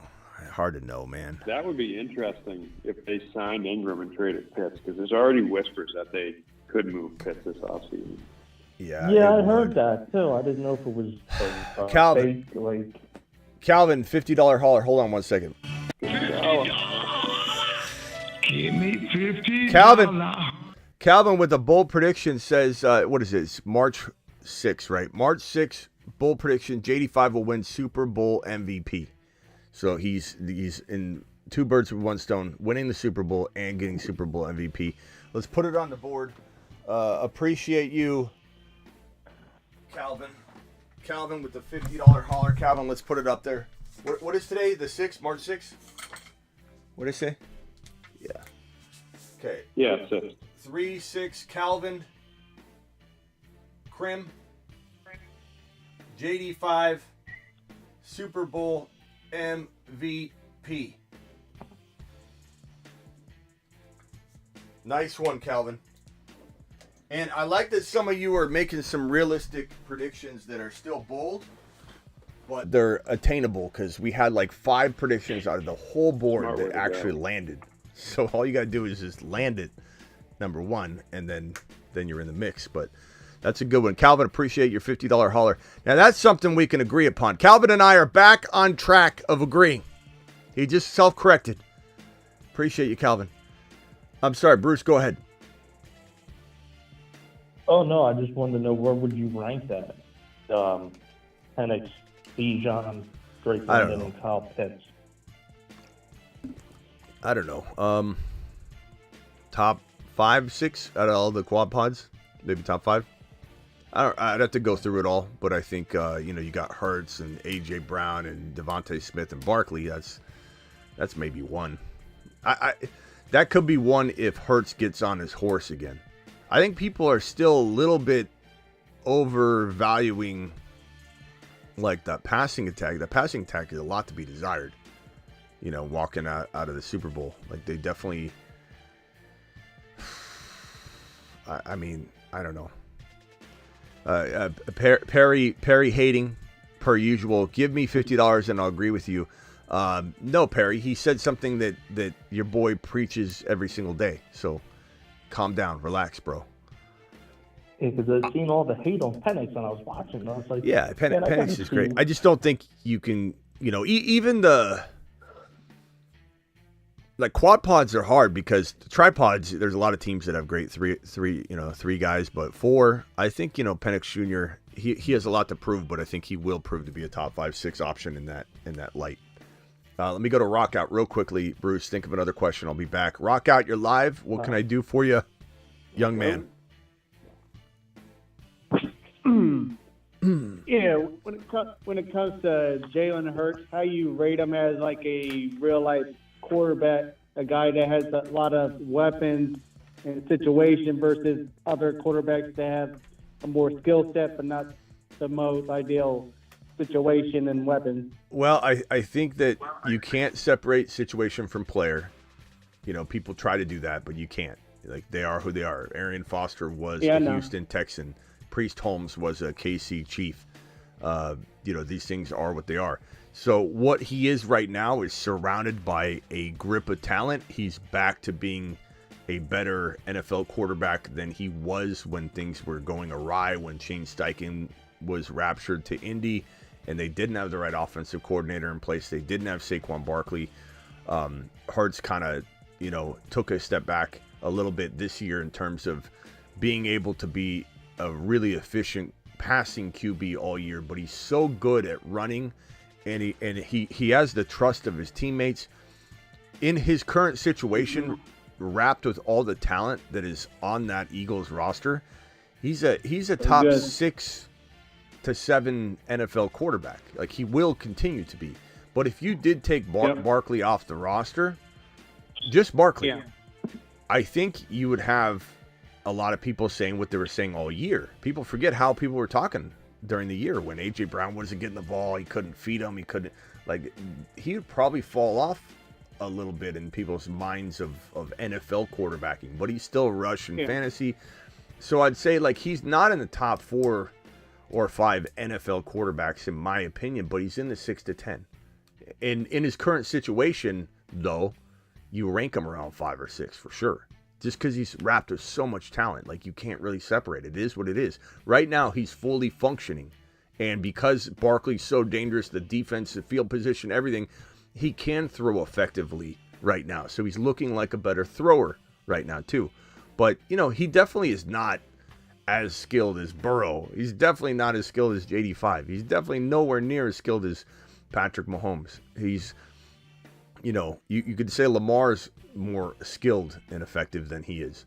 But how do you measure? What do you measure this off of? They won a Super Bowl, and you're gonna have a lot of people say Hurts just won a Super Bowl. That's your measurement. Then yeah, of course, it depends how you look at it too. But from a skill perspective, if you say who is the best skilled quarterback in the National Football League, he's not going to be listed in the top 5. He could be in the 6 to 10 because he's such a good runner. But he's not near the passer that JD5 is. He's not near the passer that Mahomes is. He's not near the passer that Burrow is. And you got a long line of quarterbacks that are more skilled than he is. But, right now he's got a perfect situation. So he's going to look a little bit propped up, which is fine. I mean, that's why Sirianni saved his job. Sirianni was on the hot seat.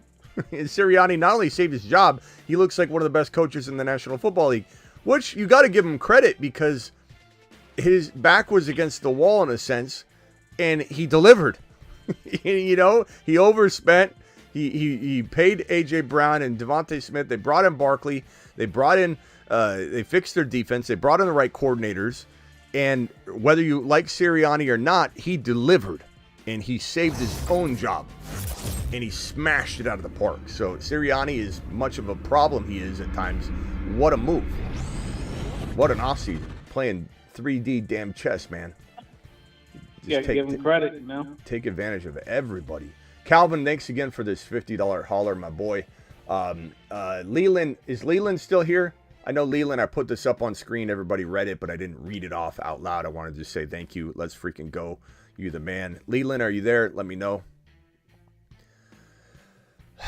Leland, appreciate you. Every time I see Leland's name, it reminds me of that kid that took all my He-Men.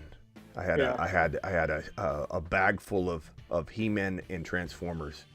And this kid Leland, when I was about 7 years old, neighbor, I let him borrow the whole bag of the He-Men and Transformers, and he returned them with all the clothes off, all the swords were gone, all the weapons were gone. He stripped them all down and took advantage of your boy's generosity. And so whenever I see Leland's face, his super chats make me forgive him. But part of me wonders if that's his penance, and he's trying to pay me back little by little. Hey, here's for the armor that I took off that He-Man. Here's for the rocket that I took out of that Transformer, truck that turned into a. You remember that truck that had the missile on it? I think it was a Transformer. It was the truck. I had all of those. Those are worth so much money now. Yeah. Damn, Leland. A lot. Leland, appreciate you. Jonathan with the super chat, is Audric Estime a pick up off waivers in Dynasty? I don't know. If your league is deep, I could see myself getting him off waivers, but I don't know that I care that much. I don't know that I think Audric Estime is going to do anything. I estimate that Estime is not going to... Remember when I said this about Rico Dowdle, though? I said I doubt he'll do anything. It could be the running joke here. I estimate that he's not going to do a single thing, and then Estime becomes a stud. Dowdle is a much better prospect than Estime at this point. Yeah. And Dowdle doesn't even have a job right now. So, but Estime, I don't think I care too much. Depends on your situation. Broncos, Estime, yeah, Broncos are rotating, and they're going to probably draft an RB. So I don't think I care. Yeah, don't be Genty. I mean, not Genty, but no, fourth rounder. They won't use him, right? Probably. I could see. I think Sean Payton gets this guy this year in the draft. I could see I don't know why I can see Najee being considered by the Broncos. Yeah. But they draft capital. They probably just draft a Ziggy. They should just draft the guy. Yeah. He doesn't know. Let me go. Hey Siri. Hey Siri. Jeez. Hey Siri. Siri. Good God. Hey Siri. I can't even get Siri to answer. All of your Siris are probably going off right now. I'm sorry, guys. Hey Ziggy. He's responsive at least. How many... Oh, damn it. I forget what I was going to say. I'm not quite sure. Yeah, that's my fault, Ziggy. Hey, Ziggy. What draft picks do the Dallas Cowboys have in the 2025 NFL Draft? In the 2024 NFL Draft, the Cowboys... 2024? Damn it, Ziggy. Ziggy off. Hey, Siri. God, not even responding. Dallas Draft picks 2025. So they have the 44 pick. No, do they? 12. They have the 44 pick and the 76 pick. Is that correct? Yeah. I think 44. Yeah. Okay. That's gonna be. That 44 pick is what we're talking about. What were we just talking about a second ago, Rockout? What did you ask? What team were we talking about for RB? With Najee. Broncos. Okay, so Broncos. Yeah, Broncos. Yeah, so Broncos. So Dallas is going to probably get a second-round running back. They'll get Scattaboo. Hampton won't fall. Judkins, those guys will be there. Denver Broncos have the 51st. Is it 51st? Yeah, 51 and 85. 51. And 20. I don't know. I don't know if they can get. They're going to have to move up. Yeah, they might have to move up if they want to. Yeah, you're talking about unless they go crazy and take a guy at 20. You know, they could take Hampton there. That's where Hampton starts to get looked at. 18 to 32 is Hampton's going to maybe be in that mix. If Hampton's in a starting role, which he most likely will be, because the teams that draft him earlier than the rest of the second round running backs, they're going to need the position badly. I don't think there's a world where you draft a guy like Hampton at 20 or 25 and you're literally not going to use him as a workhorse. That there's highly unlikely. However, the reason why the running back landing spots are so dangerous in today's day and age in the NFL is you very, very easily could have the 55th pick be a running back that's in a committee, whereas you're not going to have that in the first round. That's why the first round running backs were so golden back in the days, because that draft capital was so high. We could always count on 2-3 running backs going in the first round. But the running back is back. The running back is back because they're a wide receiver / running back. They're a morph. They're more likely to stay healthy now in today's NFL, the way that the RB's morphed into a equal part running back, equal part receiver. Think of any running back today. Any running back is one of them. Not talking about old dogs like Derrick Henry that are still lingering. Any running back that is drafted to be a starter in the National Football League is a equally versed wide receiver. Gibbs, like it's just not Bucky. Like none of them are just like these one-dimensional players anymore. So it's a completely different ball game, and running backs are back. And as I said to people that said that the running back would die and that the league's going to go to these multiple running backs, which some of them are, but it's still the workload is enough that it doesn't matter, and it's almost a good thing.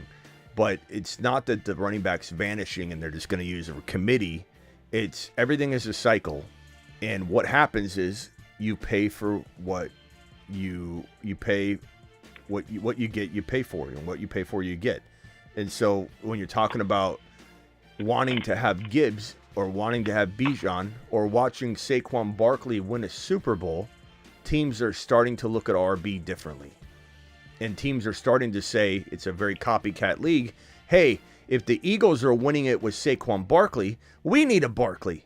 And it's a copycat league. So Barkley winning a Super Bowl and Barkley signing a $20 million per year, highest running back paid in the history of the NFL now, like that is surprising, because Barkley was struggling when he was getting franchise tagged and New York didn't want to pay him. And Barkley goes from that to getting the highest salary in the history of the NFL. It's not going downward anymore. It's going back up.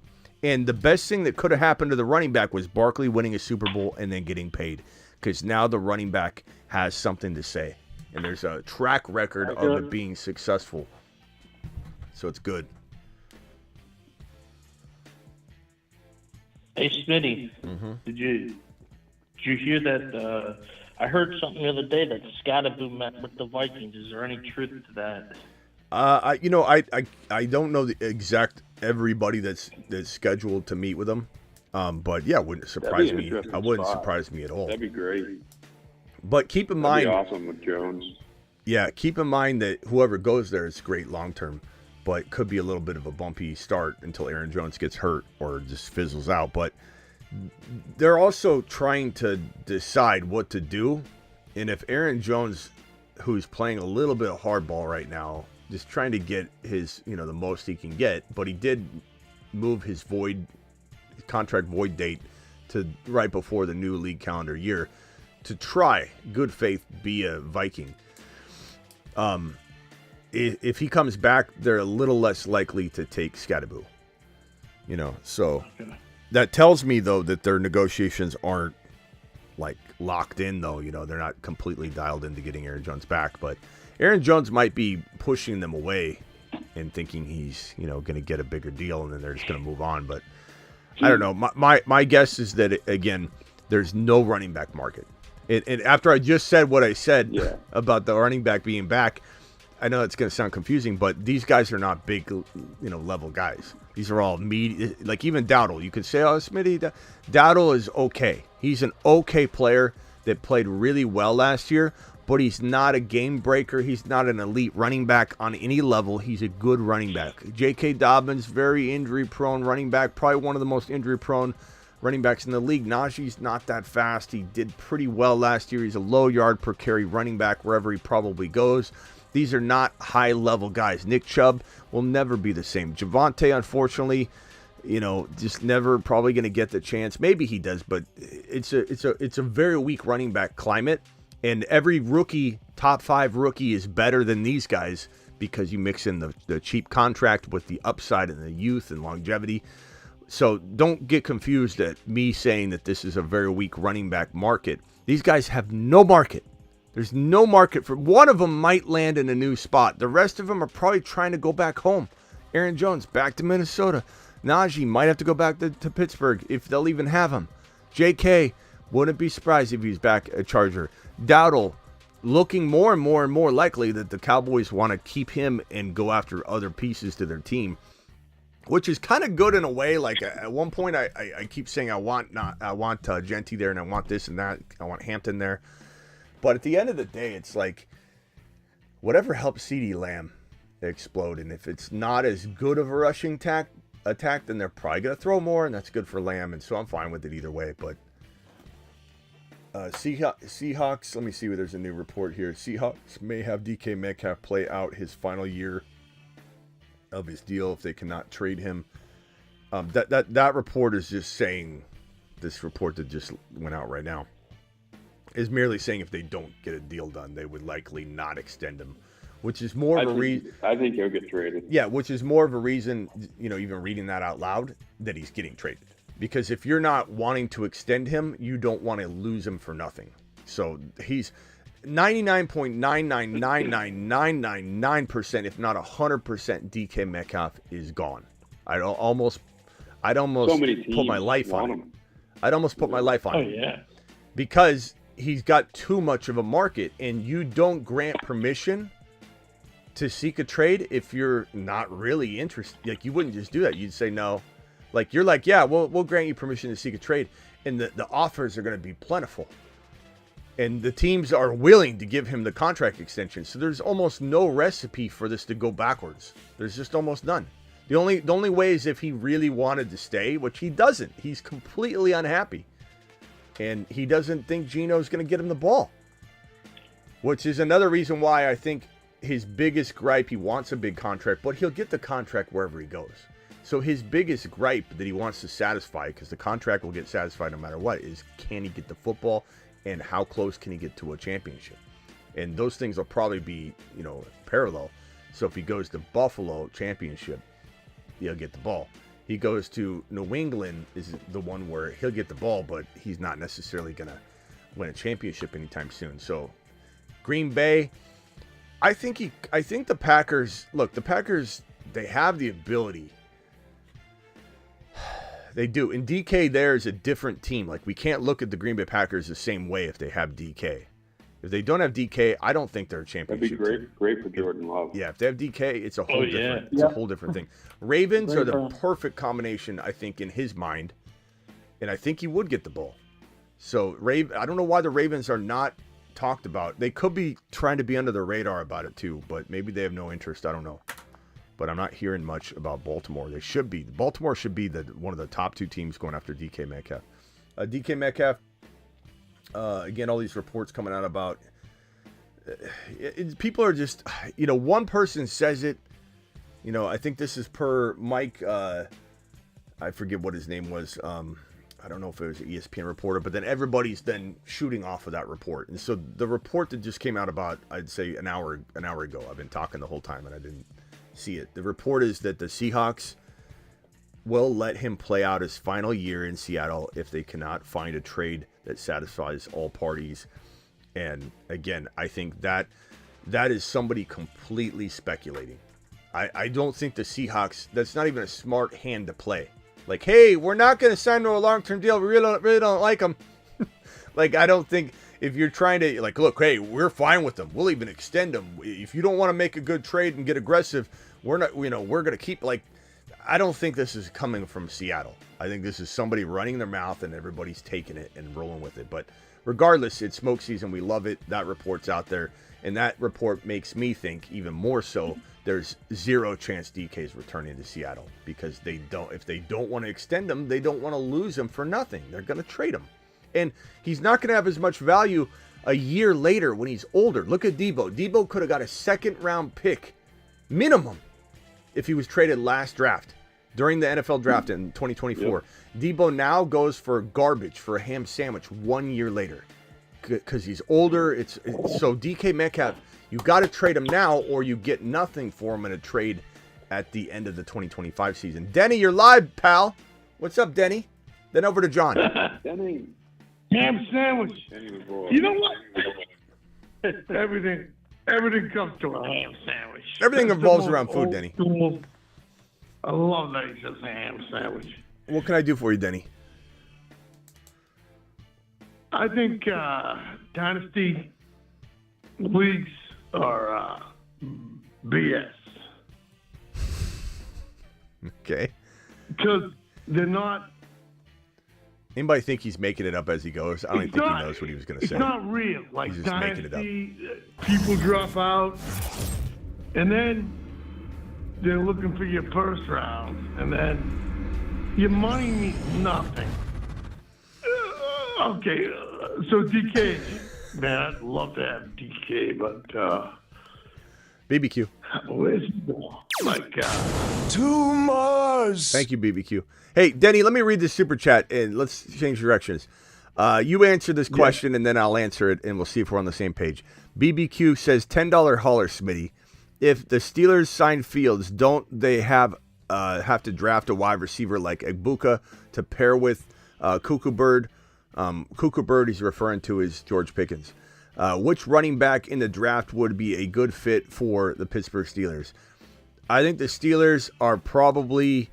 I think Scatterboo would be a great fit for the Steelers, but I hope they don't draft a running back because I don't really like the Pittsburgh Steelers offense, and I hope that Fields doesn't go back. I think Fields is so good at running, and he's so much of a Hurts or an AR5 in a sense that he's going to produce a lot of his own points. So even if he doesn't become a gunslinger, he still will be very productive to the tune of a really good flex or a super flex quarterback. I don't think he'll ever be anybody's number one QB quarterback in Pittsburgh, but he's a good super flex option. But I personally don't want anybody on the Pittsburgh Steelers offense. I just don't. I don't believe in Tomlin. I don't believe in that system. I don't believe in anything there. So I'm hoping Fields goes elsewhere, which is starting to look like they want Fields back more than Russell Wilson, and that Fields might want to go back. And then there's talk about them drafting a quarterback like Milroe to pair with Fields. Why would Fields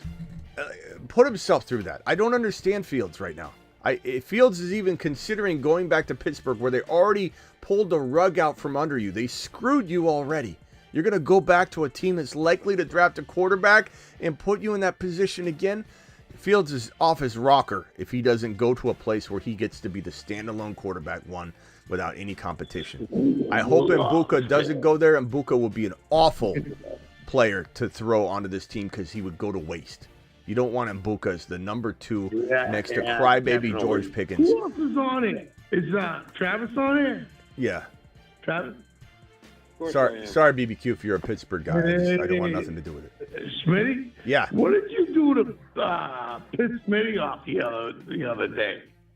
Because you did something. I don't know what you did, kid, but you better check yourself before you wreck yourself. Travis, how you doing? Now, don't piss Smitty off. He's your best friend. Thank you, Denny. Someone else Thank you, always Denny. do that and be on there. Denny, Denny, let's play a game with Denny. All right, this game is called Pick One. Okay, let me go ahead and pull this up. Which side? Okay, Denny.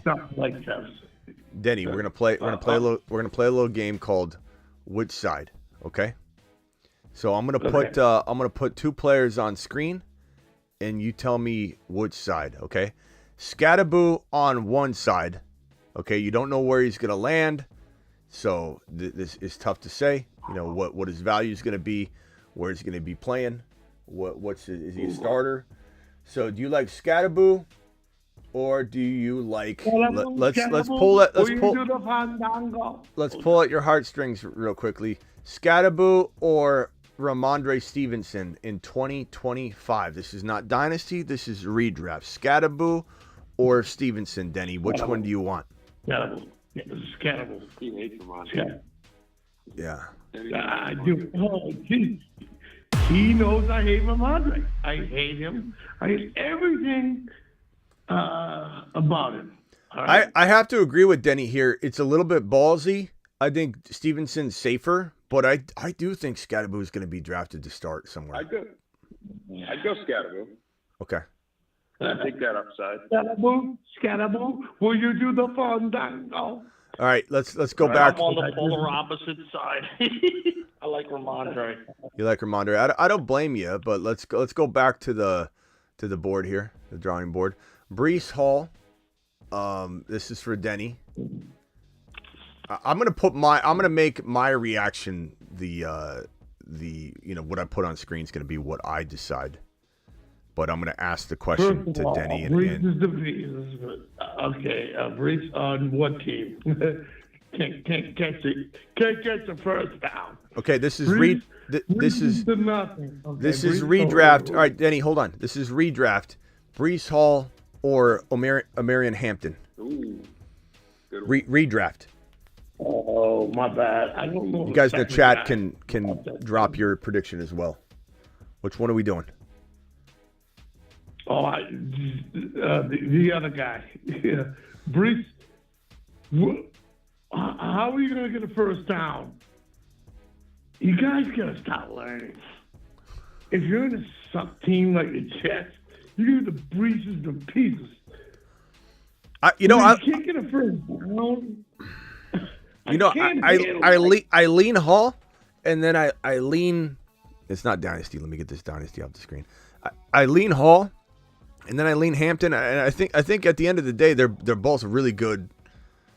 They're really good options. I think they're both could be exactly equal. I almost feel like this is a even Steven. And without landing spot, I'd go Hall. Without quarterback, it makes it even. If, let's say, Justin Fields or Darnold, or they trade up for Ward, then Hall would easily win this. I think without a quarterback, it makes it even Steven. Now, if, let's say, the Jets have Tyrod Taylor, they don't attack the quarterback position aggressively, and Hampton goes to Dallas, Hampton. If the same thing happens for New York, they have Tyrod, as I described, and Hampton goes to LV, Hampton. So this very much, unfortunately, is a wishy-washy answer and determination. It is very much landing spot dependent. If I had to pick right now, I would probably take Hall right now. But I think that I could very much change my mind. Hampton's a great player. Like, if he goes to the right spot, he would be unbelievable. So we'll have to see what's what. I always learn. You know what? I'm going to go with your second book. I'm not going with Hall. And the only reason why is why, Denny? No first down, no tiki, no laundry. Mm-hmm. No. Okay. You know what I mean? Kind of. Know it. Kind of know what you mean. Okay. Okay. All right. Let's go. This one's gonna be tougher than I think people think. I like Travis. Genty or Jonathan Taylor redraft 2020. I'll take Taylor. I'll take Jonathan Taylor all day over that. Chat, what are you thinking here? What are you thinking here? For me, it's not even close. Give me Genty. It's Genty. I love it. Yeah. I'll take JT. I'll take Jonathan Taylor. Yeah. I'll take Genty. It's not even close. Oh, I forgot John was on the phone. John, I apologize. John, I forgot you were there. What can I do for you, kind sir? John, real quickly, go. Poor John. John's been there for like 20 minutes. No, longer than that. John, how long you been on the line? This guy's like a ninja, just hiding there. I go on mute. You tell people to go on mute, so I go on mute. John, you did a good job. You did How great. much will the draft change your rankings, and will you still stick to your original rankings if a player goes to a team where those players tend to die? I just explained that though, John, that I'm not that guy. This is not that channel. If you want a guy that's going to stick to a Excel sheet at the beginning of the year, this is not your channel. I'm adjusting a dab Smitty. So absolutely. It's a good question, but landing spot's king, bro. Landing spot can determine so many things. I find it excellent that he held it. John showed some tremendous grit for this question. Yeah, I appreciate your discipline. Yeah, are you you're a former you're a former, not a Marine. You were, what were you, Denny? You were in what?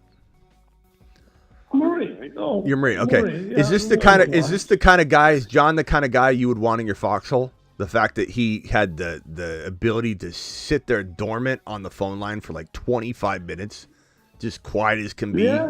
This kind of guy. I know I'm a Marine, but then what you say after that might be I might because I have a certain amount of bullets. But I kind of like that he sat there. But I might actually go, hey, look over there real quick, and then put one. You know what I mean? Is John the kind of guy you'd send on the mission ahead to see if there's any landmines? Like just say, hey, John. Yeah. Okay. Hey, John. Without revealing where you work or any details, I don't want any details. I'm not trying to pull that out of you. But what do you do for work? What kind of line of work? I look at numbers all day. I'm into finance. Yeah. All day. Okay. Okay. I thought it was something safe. It was definitely something. He's in a cubicle. No one's breaching that. His cubicle. Do you have a window? Do you have a window, John? John, what? Do you have a window? Window view. No window. You'll get there. No, it's too vulnerable. Yeah, too many. Somebody could see him. He doesn't want. The number one. The number He turned it down. He turned the window down. He said, "I don't want anybody to be able to take a shot." Go ahead. What's your next question, John? Are you worried about BTJ's numbers tanking now that Lawrence is coming back? Because Mac Jones, he looked incredible, and then Trevor Lawrence,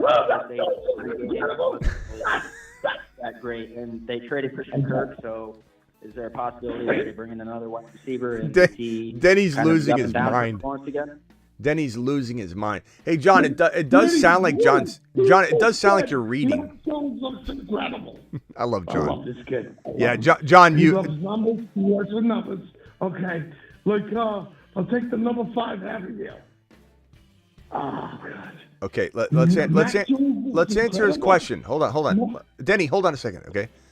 BTJ. Okay. John, I love you, by the way. Everybody here loves you. So don't ever take any of what sounds like negativity. Yeah, of course. It's positive. You are who you are. I don't ever want you to apologize for who you are, John. I don't want you to ever change. If you ever get hung up on, or it's all part of who you are, and we need it here on the channel. BTJ. BTJ. It's a good question. Are we worried about what's going on with BTJ, his situation? You got Liam Cohen coming over there, can't even say Duvall right, and he rips the entire team apart in one day. But the thing is, BTJ proved he's quarterback proof. He played well with Trevor Lawrence. He played well with Mac Jones. He played well no matter what. And the only thing you could ever pin on him was if Evan Engram were there, it was a little bit less likely to get the targets, and Evan Ingram's gone. So if anything, I don't think there's a negative thing about this situation. And if they're playing from behind and losing, even more of a reason BTJ is getting double-digit targets every single game. So the one thing I do worry about is signing Godwin. If they can open up the money for Godwin with Cohen, if that happens, and then they draft for Warren since they just got rid of Engram. That would be the one thing, but that would be an extreme Yeah, if they start stacking differently, then we'll have to come circle back. But my guess is that the meat off the bone here is not going to be replenished this year as much as it's going to feel dry. But to answer your question about Trevor Lawrence versus Mac Jones, and Mac Jones he's a free agent right now. I don't know if there's talk about bringing him back. His market value, I don't know what it's going to be, but maybe he comes back. I don't know. But I think Trevor Lawrence is grossly underrated. I really think Trevor Lawrence, the only problem I have with this situation right now is that, is it going to get better for him, or are they going to break this guy? Because, like, they're not improving things. They're tearing things down to improve them, but how long is it going to take? And if you put Trevor Lawrence through a new system again, how many systems has Trevor Lawrence learned? You had Urban Meyer come in, and then that experiment lasted 1 year. Then you got a new like, how many systems? This will be his, what, fourth? Third or fourth. Fourth, yeah, well, fourth Urban system. Meyer, Yeah, Peterson, 3, so 4. and now this one. So I mean, I'm a little bit worried about whether Trevor Lawrence is going to just get broken. But I don't think he's going to have a problem feeding BTJ. That's what I do know. And if they bring back Mac Jones, let's say, then you're going to be fine. Because if Trevor Lawrence failed or got hurt, then you'd have your boy.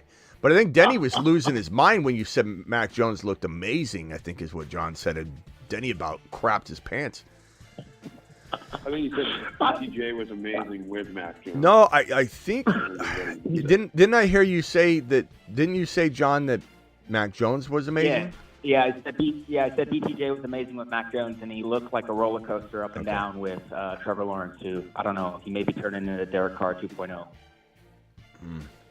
Kind of like this guy. I gotta be honest, man. Maybe he needs to shave his head just to kind of fresh start. I don't know what he'd look like without that mane, though. That mane kind of helps, make his face wider. Speaking on topic, I'm hoping DK goes to the Raiders. I don't really want him going anywhere else. I mean, it'd be nice to go to Buffalo. You don't want DK? You don't want DK to go to the Pats? I want DK to go to the Pats. I kind of like DK. Yeah. All right, John, appreciate you holding tight. John, you got anything else? Denny, hold on a second. Denny. Hold on, Denny. Go ahead, John. I'm hoping Aaron Rodgers goes to the Vikings and they trade Sam Darnold for 1, JJ for 2, and reload and get some defensive help. John, you're not. Darnold's free agent. You don't have the information. Denny, stop! I'm trying to talk. Darnold's not on the team, bro. They can't trade Darnold. You can sign him and trade him. John, he's not on the team. He's a free agent now. You can't sign him and then trade him. The only move you had was that you're a numbers guy. You're a numbers guy, John. You should know this. You could have franchise tagged him. Denny. Okay, Denny. I'm sorry. You're gonna have to. It has to be done, Denny. Finish him. He gets overly excited, and Denny can't shut up for a few seconds. I love you, Denny. You know that, but there's a strike system here. John, Darnold's gone. You can't just go get him, sign him to trade him. Hey, Darnold, come back and sign, and we'll trade you. It's not going to work. He's gone. So there's no. They could have franchise tagged him and held him, and also shopped him on the tag, but that was it. So, and there's no way that Aaron Rodgers or anybody's going to the Vikings, I think, with JJM there. It just doesn't make sense. If you're Aaron Rodgers or you're another. Now, I will say this, John. The Vikings might try and bring Darnold back to sign him, but not to sign and trade him. But the only thing there that doesn't make sense, though, John, and you're a numbers guy, you should know this, is that if the franchise tag was too costly for the team, then they probably don't have a high price tag that they're willing to spend on Darnold, and Darnold might command more than that. So it does come down to numbers, but yeah. I was going to ask you about Rodgers. Do you think there's a chance Rodgers could become an option for the Vikings? Like, apologies to Sick Nasty, but I'm not so sure they're going to be comfortable just rolling into the season with a J.J. McCarthy. Maybe they know something we don't. Maybe they're comfortable with him. And then besides that, it's like, are you really going to be happy having a Minshew or something like that?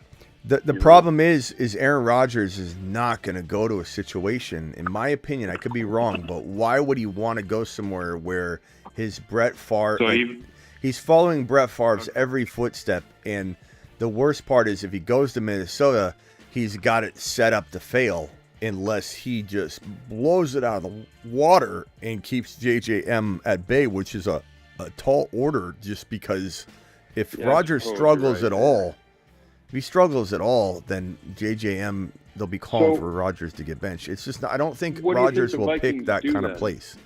Do they just sign a middle-of-the-road backup? It's Darnold, like John's trying to say, but I don't think he knows. He doesn't have all the pieces, but they want to bring Darnold back. But again, the problem is if they said franchise tag him out for 1 year is too expensive, this is a team that's trying to keep Darnold, and they really can't. Unless Darnold's market value is gone. Unless Darnold's market value is not what we think it probably is, and Darnold can't get anything more than the Vikings are offering, which is under the franchise tag amount yearly anyway, which I don't think it. I think it's crazy. Like, what's the franchise tag for QB? 45? Ziggy, what's the franchise 41. tag amount for a quarterback? From BigBlueView.com. The franchise tag for quarterbacks is $32.416 million. That's not highest right. value for the tag at any position. That's not right. You said I 41? think it's 41 right now. QB franchise tag number 2025. Ziggy's worthless, man. He's so worthless. 40.24. 40.24. So you got to ask yourself, and I'll answer your other question in a second, Travis, but if the Vikings are not willing to commit to $40 million even for Sam Darnold on 1 year, with the ability, look, as I said, the smartest thing for the Vikings was the franchise tag, to franchise tag Sam Darnold, because not only would they have him for $40 million, which is expensive, but it's 1 year. They would have the ability to sit back and go, we don't have to trade him to any of you suckers out there. So if you want him, come get him. And John, this is about what you were wanting to maybe do. You franchise tag him and you say, if you don't come get him, we'll start him. And we had great success with them, so we're fine with it. But guess what? We have Sam Darnold. And if you want him, come get him. We'll franchise tag and trade him to you. And then you can sign him to a long-term deal if you're the receiving party. And you had all the cards.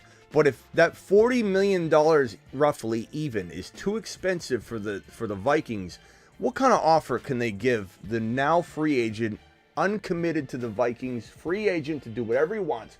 How attractive is the Vikings offer going to be if they were not even willing to slap the $40 million franchise tag on him? He's going to go get $40 million somewhere for a year. He's going to be able to go get $100 million guaranteed on a 3 or 4 year deal that's very team friendly. Think Kirk Cousins' contract. He could easily get a 90 to 100 million fully guaranteed deal that is team friendly after 2 years and find that offer. So him going back to Minnesota is hard for me to imagine unless the market isn't there for Sam Darnold, which I believe it is. And to answer your other question, Travis, you said, what was it? Like, so say if Darnold's gone, they have J.J. McCarthy. What other QB do they bring in? Do they just bring in someone that can back up McCarthy? Because, like, I don't see them bringing in a Fields in that situation. Yeah, Fields necessarily wants to go they can't. there. I don't think Fields or Darnold or Aaron Rodgers or any of these quarterbacks that can go get a non-committee starting job somewhere are going to go land in a place where they've invested a top 15 pick in a quarterback. It just doesn't sound like an attractive so they're stuck spot. with a Minshew type or something like that. Minshew. Dobbs goes back there. I don't know. Like something like that. I just wasn't sure if Rodgers might have the confidence that maybe he can beat out McCarthy and do it for a year or two, or if Vikings aren't high on McCarthy, which I guess they probably still are. I mean, in reality, he should, because you're getting JJ and Addison and Hawkinson, and I mean Aaron Jones. Your boy Aaron Jones is there probably. Right. Like that. It's a unique situation. It's a great spot, but anything can happen. But maybe JJM's not ready. Maybe there's something behind closed doors where he wouldn't even be ready for half a year, and so Aaron Rodgers is like, I don't care, that's fine.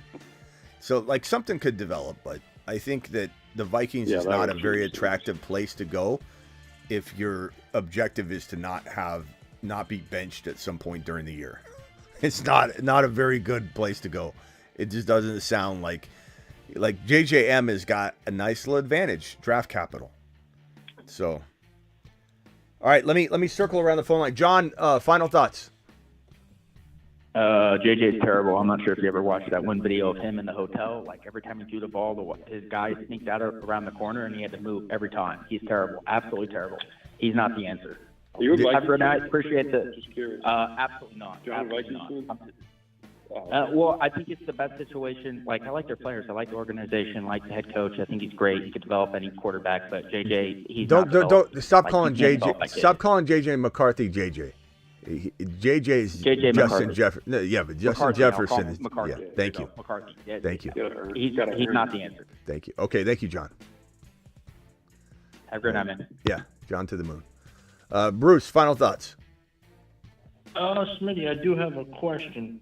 Do you think Travis Hunter's going to change fantasy as in, okay, you're going to get this points on offense, and if you play defense and you do this very well, you're going to get these points on defense too to go to him? Do I think he changes fantasy? I don't think he changes fantasy because you got to have people do this in college for it to continue to, flood into the NFL. You can't just have an NFL player go, I want to play both sides of the ball. Can't do that. So, does he change fantasy? No. I meant point-wise. Okay, does he himself have a huge advantage, you mean? He could break IDP.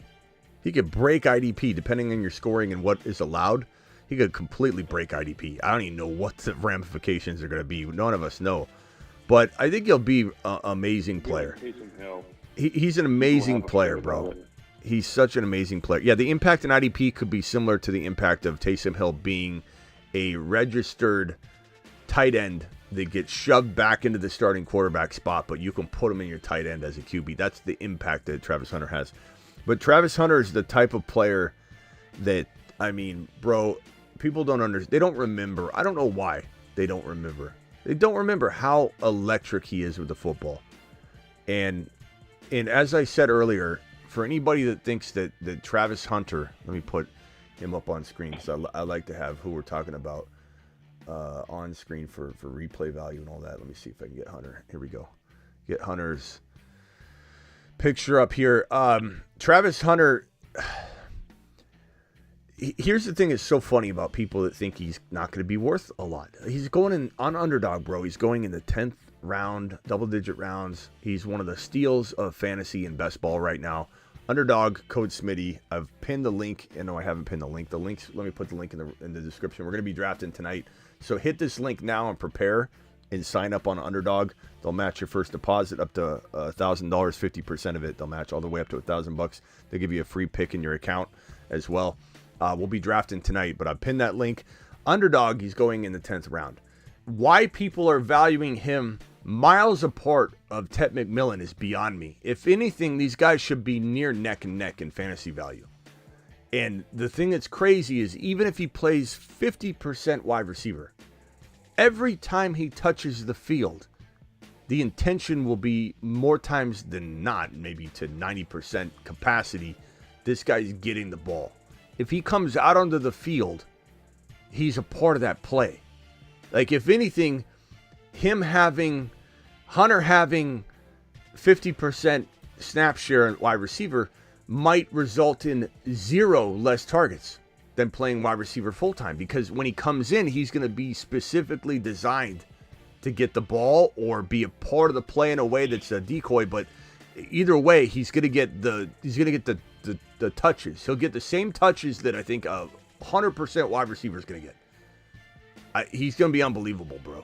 It's going to be the best ball value of this kid right now is through the roof. All right, Bruce. Appreciate you. I'll see you later tonight, bro. Yep. See you later. We'll be back in it's already 8:12. I usually go live around 9. We'll be back in like an hour and a half, maybe. I don't know. Rock out. Final thoughts. I'll catch you later. All right, rock out to the moon. Yep. Later. Travis.